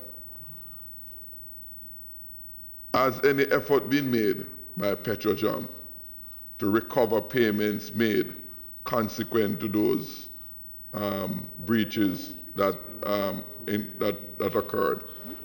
Next, these are covered in the report. Next, Chairman, we understand from the document of the January 11th from the Permanent Secretary that the HR manager has resigned. My question in that regard, was it a resignation on her part, or was it a termination on the part of Petrojam? And in either case, what was the compensation settlement for that separation, whether it is by firing or resignation? And that question, and also, you're addressing that too Who are you addressing the question? To the PS? PS, yes. And also, Chairman, there's another area I want the AG to guide me on. I look guidance from the AG. The other related area, Chairman, is the General Manager's separation. Because in the investigation, in the AG's report, there were a number of authorizations by the former General Manager, which was deemed to be inappropriate, in breach of company rules, etc. The General Manager was separated. My question to the PS, was it through resignation or was it through firing? And what was the terms of that separation and the accompanying compensation afforded to the General Manager in that instant case? And that applies to both the General Manager and the HR and Manager. The HR Manager. Mr. Chairman, Mr. Chairman, just a minute. I don't have a problem with those questions being asked. But the member exhausted all of these questions in PAAC. No, these have come up subsequently to the hearing. In PAAC, in PAC. Why bring it back? Mr. Warrington, these have come up subsequent. PS, could you respond, please? Sure, Chairman. With respect to the resignation of the, and I believe it was it resignation? With respect to the HR Manager, Chairman, that matter, I understand, is currently the subject of a question to the Portfolio Minister for response in Parliament. And so, with respect to that particular question, I would ask that that matter would be deferred for the Portfolio Minister's response, because that question has already that question has already been tabled. With respect, there is nothing in the standing orders that prohibits that from being dealt with. I had many questions outstanding on Petrojam that were addressed during the PAAC sittings on the same issue. So there is no prohibition. Do not use that to run away from addressing the question. Please respond. And let me say that I am not, therefore, in a position to answer that question this morning, because I didn't come prepared with that particular bit of information. Yeah, that's obfuscation by the permanent secretary. Or if you don't have information, the General Manager is sitting beside you. Ask him to address the response. With respect to the question related to the General Manager, I am not familiar with the details with that. I'm not sure if the General Manager would have that information. The fact that questions have been tabled in Parliament on a matter has no bearing on whether those questions are legitimate and must be answered in this committee. And I would ask that they be answered. If you do not have the material to answer them accurately and fulsomely now, then I would say to you, please, can you ensure that when we resume in our next sitting? No, please. What is that? Order. We don't have to wait. The modus operandi of the committee, if the information is sought and it's not here in the possession of the officers, it's in the office. That way they can retrieve it within a matter of day or days. It can be provided to the committee. Yeah. So quiet. No. Yes. We're not talking about the next sitting. Overruling. He's explaining to me his understanding of the procedure for the committee. As I was saying, PS, if you're not in a position to answer it now, we would like to have that information from you as soon as possible. We will be resuming our sitting next week, Tuesday, based on the scheduling that's available. I would love if you can provide that information in writing before, through the clerk, so that we'd have time to digest it before the meeting. I would ask that you do so, please. Please. Yes, the permanent secretary has said she doesn't have the information. The General Manager of Petrojam is sitting beside her under his tenure as substantive General Manager of Petrojam. Both the resignation of the HR Manager took place, and also the conclusion of the separation by the former general manager during his tenure at Petrojam. Yeah. So if the permanent secretary don't have the information, it is immediately available right beside her. Yeah. Mr. Chairman. The general manager. Mr. Chairman, we commit to provide the information in writing. Before the next sitting. Before the next sitting. That we can digest. The general manager was not, I believe, at Petrojam at the time when the former general manager departed the company. It's not a matter that I have reviewed myself for the committee to respond. We will have a response for the committee before the next sitting. Mr. Watson, you're the general manager currently, are you? Currently. Yes. When the HR manager her employment was terminated, were you the general manager then? I was. Can you tell us whether she resigned or she was terminated? She resigned, but there are some discussions I have to confer the pace on that. So we'll provide the information afterwards, as she said. Look forward to receiving it in short order, please, PS. Mm-hmm. Chairman, Mr. Watson, what is the status of Mr. Delroy Brown, your CFO? Is he still employed to the company? He's still employed. Is he still at work? No, he's on extended leave. Extended leave, meaning? He's on garden leave. Garden leave? He's on extended leave for the time being. And how long is that leave, might I ask? There are some discussions taking place with regards to Mr. Brown. It's still being discussed, so I wouldn't want to. So how long has he been on leave, this garden leave now?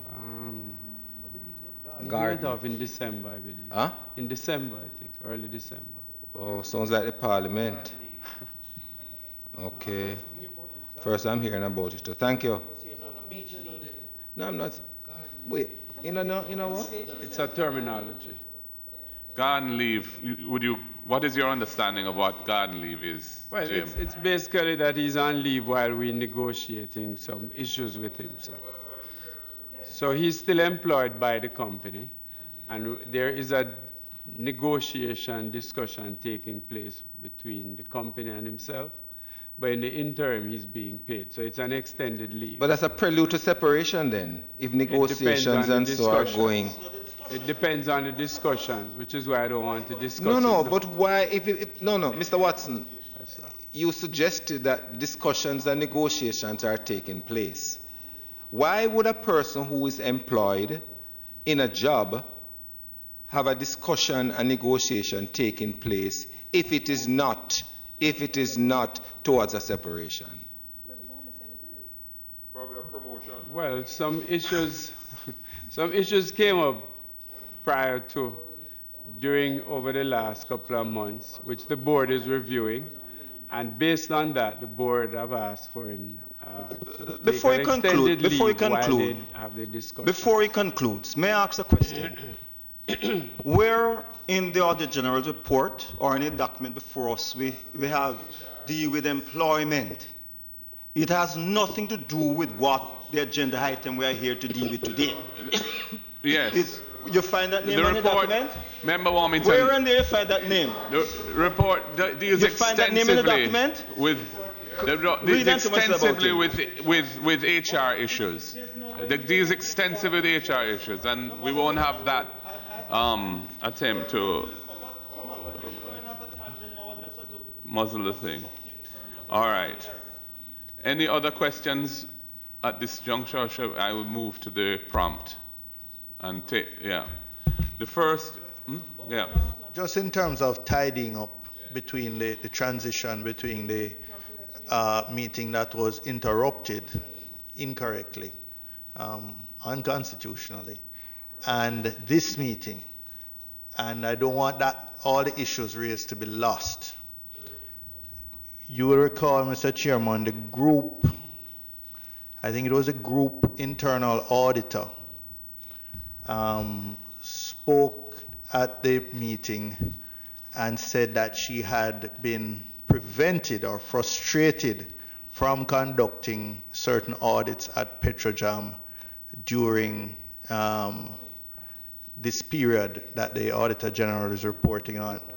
And I think it's important for the record that we get that answer from her. I don't know if she's here this morning. Yes. Yes. Yes. Because if we have no other record of it, it will be lost to the committee. Yeah. And I think it was an important point, connecting the dots between the misconduct at Petrojam and the failure of the parent company to supervise the operations of Petrojam. This arose in a discussion around the role of the parent corporation in supervising and governing the affairs of its largest subsidiary, Petrojam, which I believe is actually the largest company in Jamaica. And we had at the time, and we have here, the group internal auditor for PCJ. And the question had arisen, why was it that the situation within Petrojam on the various issues that are highlighted in the Auditor General's report, why was it that the internal audit function headed by her at the PCJ level was not more assiduous and effective in cauterizing some of the activities that have been uncovered in the report? And in the course of that, her response to that, she had outlined some of the difficulties, some of the challenges that she had faced at the time in having full access to what was being done at the internal audit level within Petrojam itself. I would invite her, the group internal auditor, to just introduce herself, and if she could explain once again for us what were the challenges that she was facing at that time in carrying out effective oversight as a group internal auditor, looking at supervising and monitoring what was being done at the internal audit level within Petrojam itself.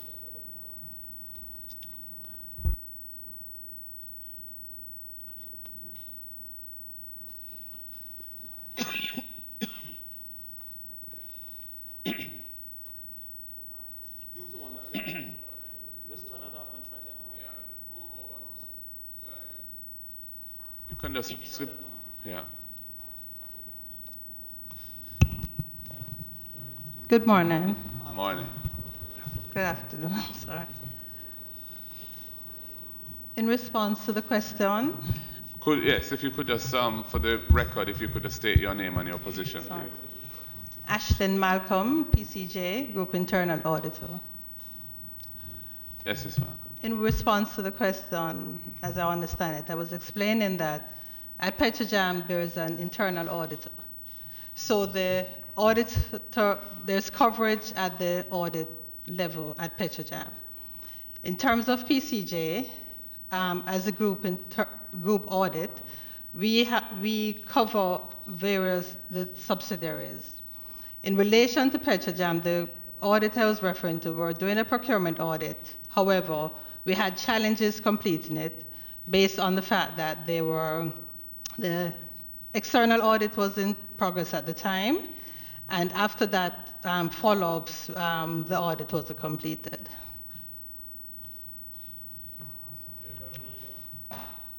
What was the modus operandi at that time for the group internal audit department of PCJ ensuring that internal audit function within Petrojam was effective and robust? What was the methodology by which you ensured that that was the case?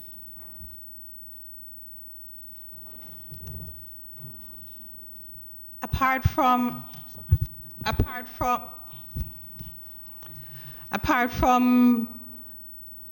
reviewing for ourselves, the auditor at Petrojam does a report to PCJ.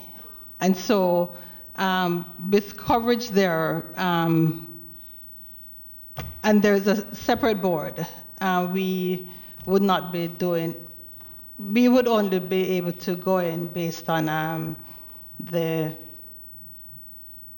courtesies, so to speak, extended to us in the normal course of the business. So we would make a request for the audit, but there is an auditor there. Mr. Chairman, I mean, this is getting stranger and stranger. I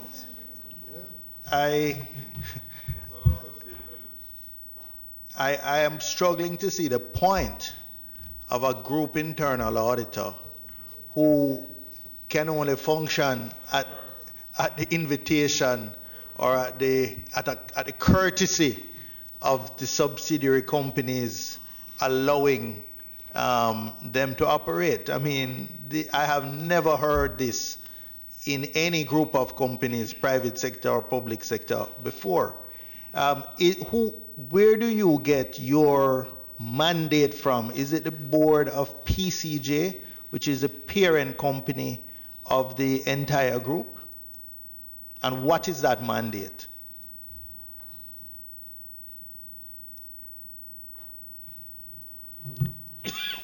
We report to the board, and so the mandate would be from that side. However, for the functions, we have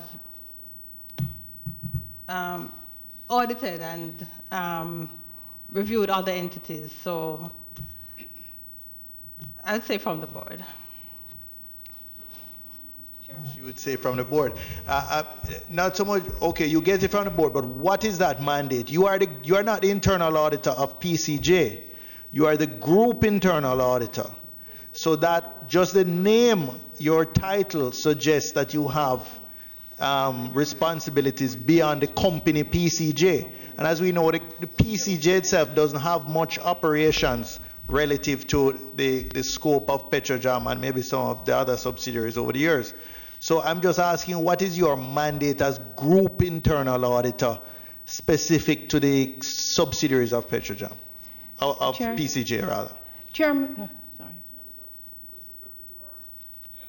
Could you please answer the question, please? What is your function as group internal auditor in relation to the entities within the group? What is your function? What are you supposed to do?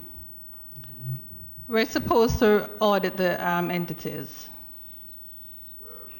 And what about, like, for example, the determination of audit plans for each entity and so on? Do you have a role in the approval of the audit plans of Petrojam or other subsidiaries? The other subsidiaries, there are no auditors in the other subsidiaries, but there's an auditor in Petrojam. So in the case of Petrojam, the scope of work and how they proceed annually to deal with the internal audit functions within Petrojam. As group internal auditor, do you not have to sign off on their audit plan for the year? No, we don't. So what role do you play in ensuring that there's effective internal audit within Petrojam as group internal auditor? What role? Well, that's what I was explaining in terms of from our side, we will we include all the entities on our audit plan. We include all the entities on our plan, including Petrojam. And so we have audited, but in terms of this particular audit this year. So we have audited before. We have looked at it from our side, in terms of whatever entities, whatever category. However, the main role is in terms of the audit department there. Do you get the internal audit reports from the internal auditor within Petrojam? Are you copied on those? Do you review those? No, I'm not copied on them. There have been instances where they have been requested out of discussions, and if they're requested, you'll get them, but it's not an automatic copy or review.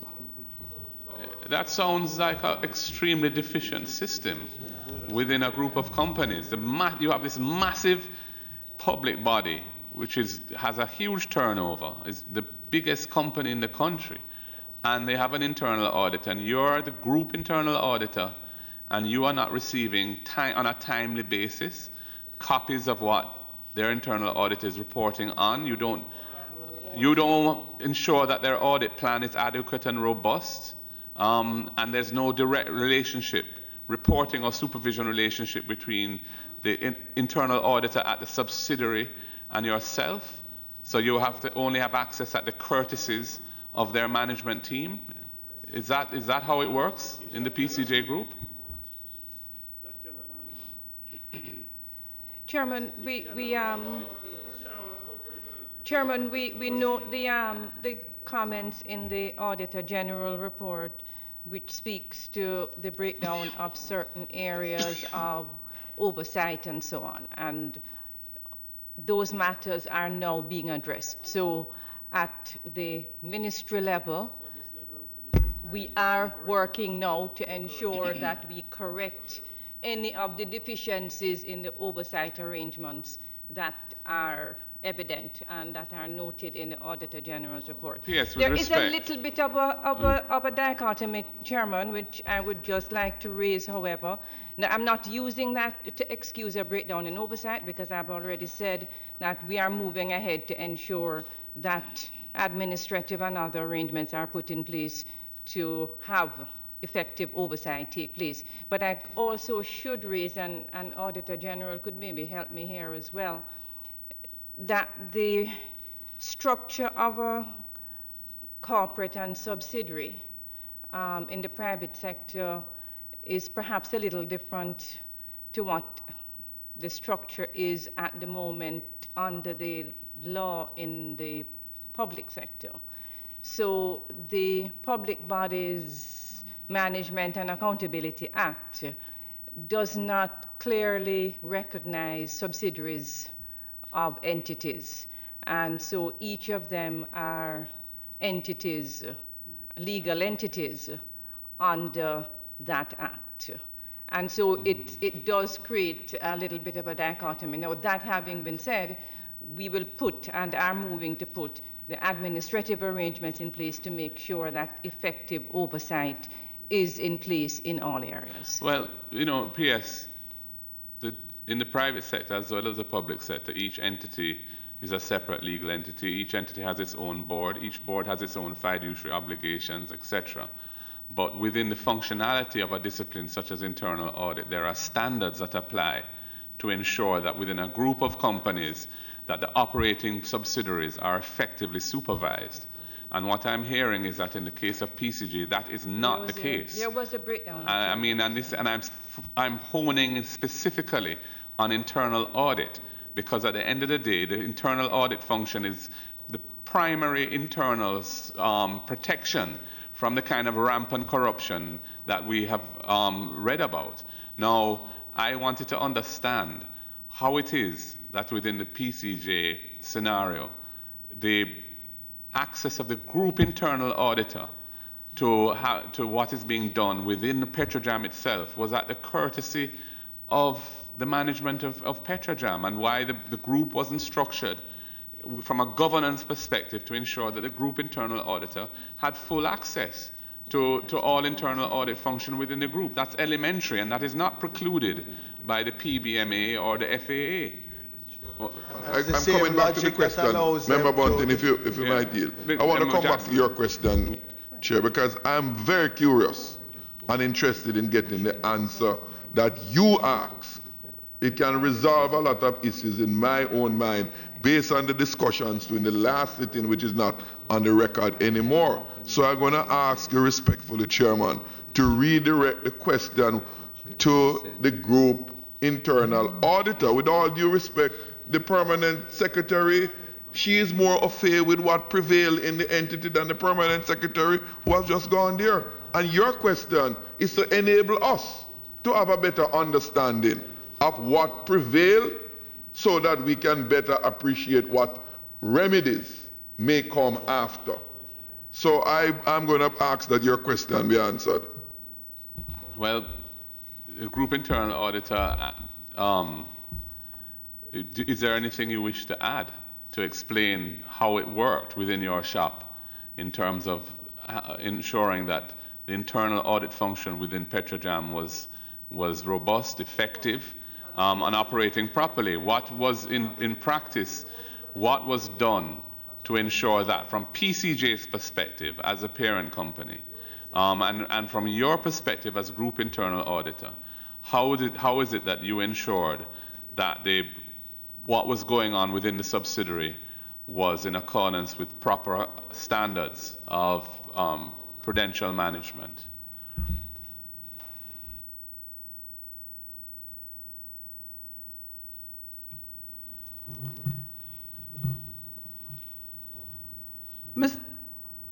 Mr. Chairman, I've tried to explain the structure and also in terms of coverage previously and the gap. What I would like to add is that there is now a change in the structure. There is no reporting. In discussion with through the board, through the general manager, Mr. Watson, an agreement has been reached, and so for audit, I'm now a part of the audit committee, and so that gap has been closed to ensure that the reports are there, the discussions are there, and I'm apprised of the information. We're also supporting the auditor there now, so in terms of disclosure and the information. So I think based on the deficiencies and the gaps, that part has been addressed, and PS has indicated that should be looking at the whole administrative role, and I think from where I sit, I think that will be addressed and there shouldn't be any further issues. So you were not previously in attendance, much less a member of the audit committee of Petrojam as group internal auditor of PCJ? No, but that has been addressed. Chairman, may I ask, how long has she been group audit for the internal audit? How long have you been? How long has she been in that position? I joined the PCJ in 2001. And we're now just taking actions to correct those problems that now come to fore? Well, they've been exposed by the Auditor General's report. Mr. Chair, with all due respect, Chairman, what the internal auditor's answer was just now is what they are now doing post-event. I want to understand what happened pre the steps that you are making reference to understand what really happened. Because, Mr. Chairman, I remember last sitting, and I reiterate it because it's no longer in the records, as you have intimated. Well, not yet in the records. We're not getting the record. Is that attempts, and correct me if I'm wrong, Madam Internal Auditor, that you were denied when you made requests of Petrojam, right? They were denied. And I recall you saying the last time that what was the role of the internal organization at PCJ in respect to those failing at Petrojam and they not forthcoming when you were seeking to get audit information? I remember you had made mention. You made reference to the gaps. One of the gaps that we've identified today was the fact that you were not in attendance, much less a member of the audit committee of Petrojam. So there was no presence from the group level on the audit committee. What were the other challenges that existed before these things are being fixed now, but before that, before the fixes, what were the other challenges that you had? What were the gaps that prevented the effective oversight from a parent company point of view as group internal auditor in relation to the internal audit function within Petrojam? What were those gaps?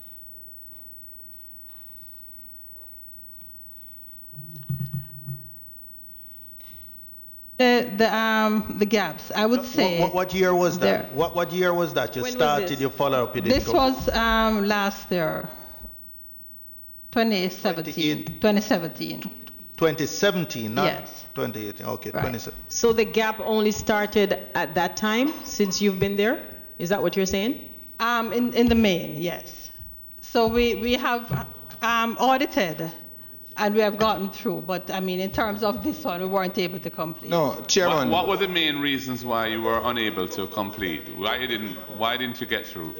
Well, at the time, as I explained, the external audit was in progress, and after that, there were other different competing things, but we didn't complete. Chairman.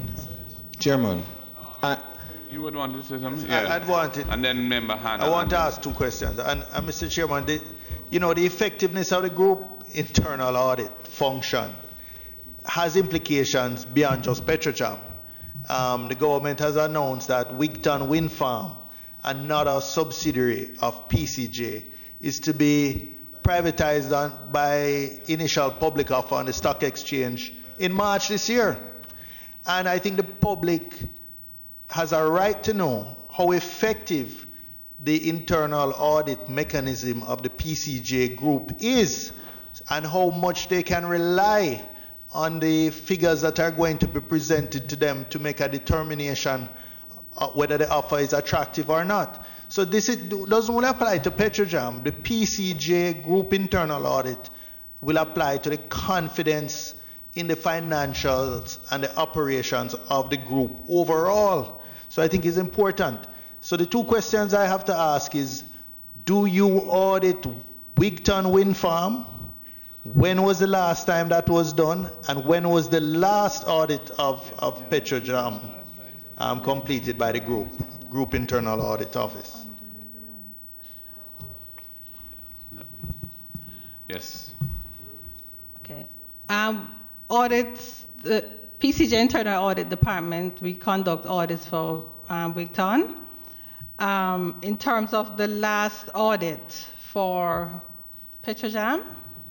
When was the last one for Wigton? Okay. That was the first question.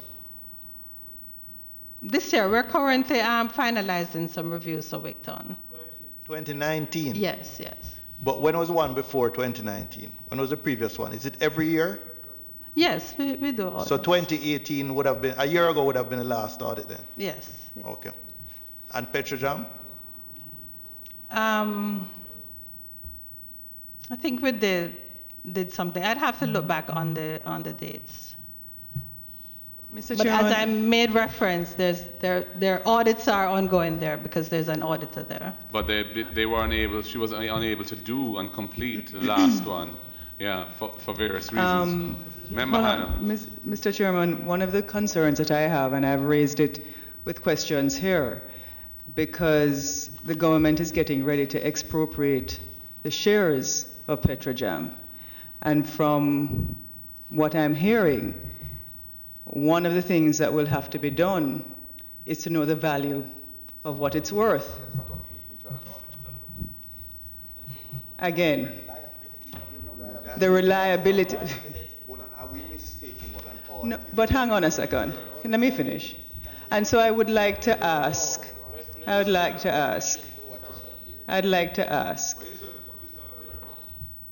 the reliability of the numbers are not there. So I'd like to ask if, in fact, the company is in a financial position on paper to present to the public that kind of information for the sale of the shares, or I should say the expropriation of the shares. Sorry, Mr. Chairman, I believe that the company goes through annual financial audits by an audit firm. And valuations of firms are done by various methods. Internal audit would not typically deal with valuation of the shares. And those matters are not matters that have previously been raised by the Auditor General that either myself or my team would have come this morning with a position to respond to. So I would respectfully ask Chairman that that matter would be withdrawn at this time. Could you just, P.S., indicate when was the last audited financial statements for PCJ done? How current are they? I'll refer to the General Manager for that. Petrojam. The audits have been completed, including the last the last one, 17, 18. So that is getting ready now to be circulated to Parliament with the annual report. But usually the difficulty with Petrojam's audit, why they're typically late, the audits are done, but the difficulty of getting a board quorum to sign off on the audited financials have caused some delays.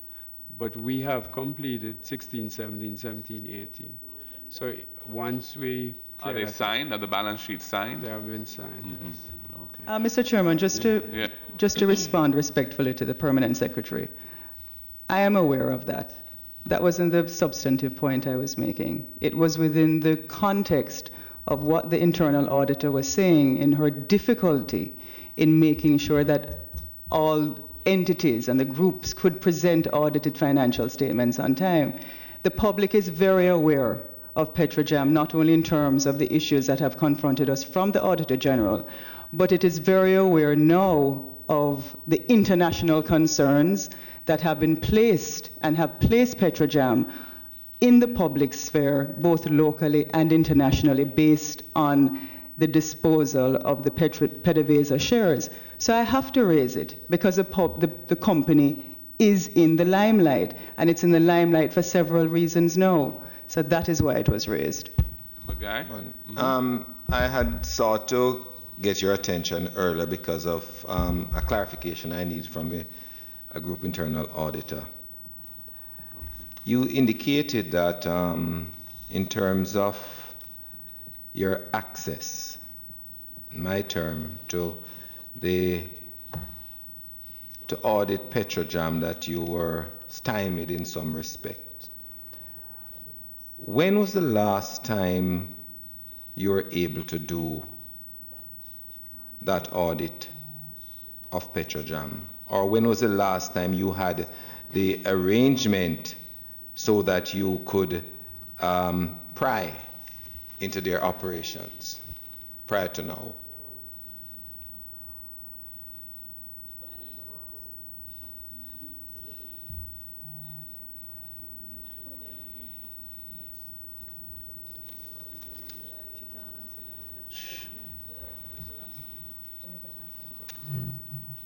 I would like to look at the records and to provide that information. At the date when you last completed an internal audit of within Petrojam. And you did tell us the last... From the group From perspective. the group perspective. You did tell us the last one you weren't able to finish. You said that external auditors were working, and I think there was some resistance to you having access as well. I was not able to finish a procurement audit. Yeah.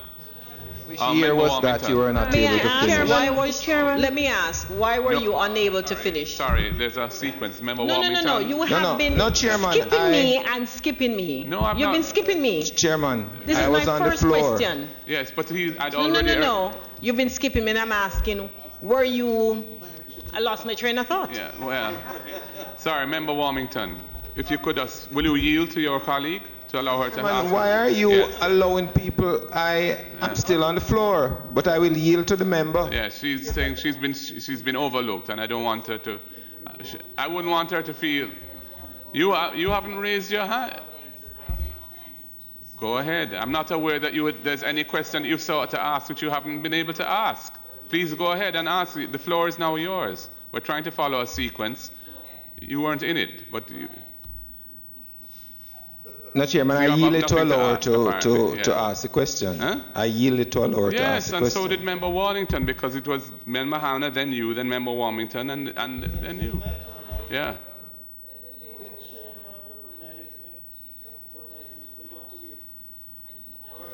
Chairman, I will continue my question. Mr. Chairman. No. I was on the question.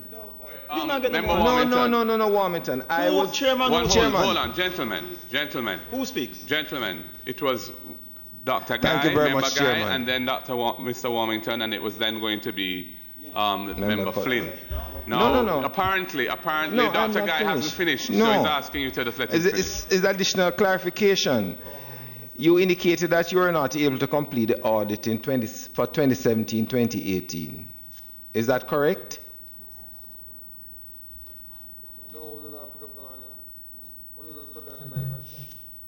I will look back on the records. But And you I just said that. You said it earlier on. The reference audit, I believe, is in 2017, yes. Did you complete one in 2016-17? There were audits which we did. I think we completed some. There's probably some that's outstanding. But you have promised to give this committee the information. Yes, we will. Thank you. Yes. Mr. Chairman, I wanted to... Member Warrington, the Auditor General had wanted to make a comment. I don't know if you'd allow her to do it first, or you want... Yeah. Go ahead, AG. I just want to bring to your attention and the members, because I think it will assist to the discussion taking place at pages 95 to 99 of the report addresses the findings from the financial statements analysis, which includes results from the audited financial statements for 17-18. So it shows a 5-year... That's external audit. External audit, right. So it shows that 5-year analysis, and I do believe that some of the concerns or information solicited by Member Hannah would be addressed by looking at the results of those ratios. Thank you, AG. Member Warrington. Mr. Chairman, I wanted to have raised this issue before 1 o'clock. To say it's unusual for committees to meet beyond 1 o'clock. And there are a lot of us who have made prior arrangements for other things outside. I want to ask that we defer discussion of the brief report and the compendium of a review of the aspect of Petroleum Corporation of Jamaica and the comprehensive audit of Petrojam Limited. Defer this for another meeting. And I'd suggest that we take the break when we finish discussing these preliminary issues and resume next week, Tuesday morning at 10 o'clock to deal with the report itself. I'm proposing that. Yeah. Member Warrington, I think that's acceptable because I was intending to break at 1, but there were some questions that had not yet been asked, that have now been asked, including your proposal. So I think we can break for lunch and adjourn the committee until the next sitting. And Tuesday at 10 would be the next sitting? Yes, next week, Tuesday, there's a slot at 10. And I think, Mr. Chairman, it's going to take a couple sessions to go through this report. So could we reserve some sessions, since we know it's very difficult to get sessions for the PAC. And the only the following week and the week after that are both taken. In fact, the next 3 weeks after next week are taken. Between OSHA, which I think is a joint select committee, and the infrastructure committee. Yeah. We take all the time necessary to conclude. I'm a bit surprised that the PAC seems to be struggling to get time. It is a convention of this parliament that the Tuesday mornings are reserved for the PAC, and it is only used by other committees when it has no sitting at that time. I don't like this idea. The PAC seemingly been bounced all over the place, fighting for time to sit. There's a reason why it has been so. All other committees set the time outside of Tuesday mornings at 10 o'clock to 1 o'clock. I'm going to ask that we appeal to the secretary to the committee and the clerk of the House to revert to that practice. PAAC is on a Wednesday morning at 10 to 1. Madam Clerk, another committee is on Thursday. We have the slot for next week, Tuesday. But for the week after and the week after, there are already joint select committees sitting then. I don't know whether you could perhaps see whether any of them would be prepared to give, for example, on the 12th, if they could give us that slot, so we can try and take our review and have some continuity. Yeah, and see if that's possible. Perhaps they could reschedule. All right, members, would anybody move for the adjournment? Thank you.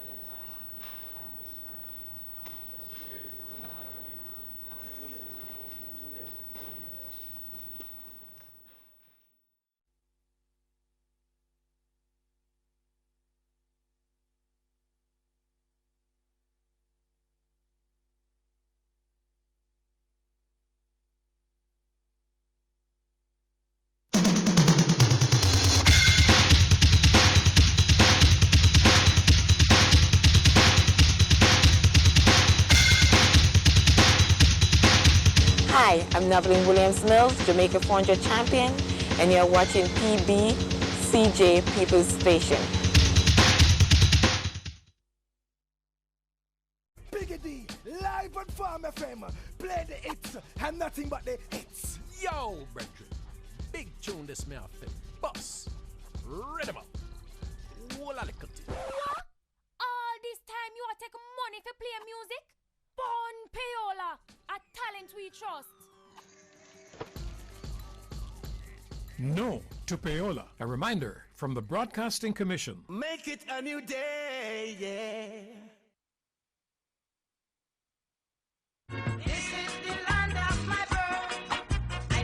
Here at the Public Broadcasting Corporation of Jamaica, we keep our Jamaican traditions alive via our one-of-a-kind programming, content highlighting our world-famous arts, culture, and heritage.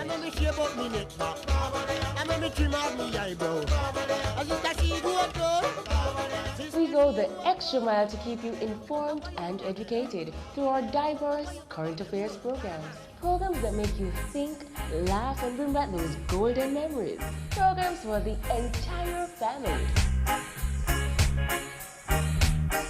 The Public Broadcasting Corporation of Jamaica is located right in the heart of Half a Tree at 529 South Oden Avenue, Kingston 10. PBC Jamaica, serving you through our dynamic, diverse, and creative programming. PBC Jamaica, truly the people's station.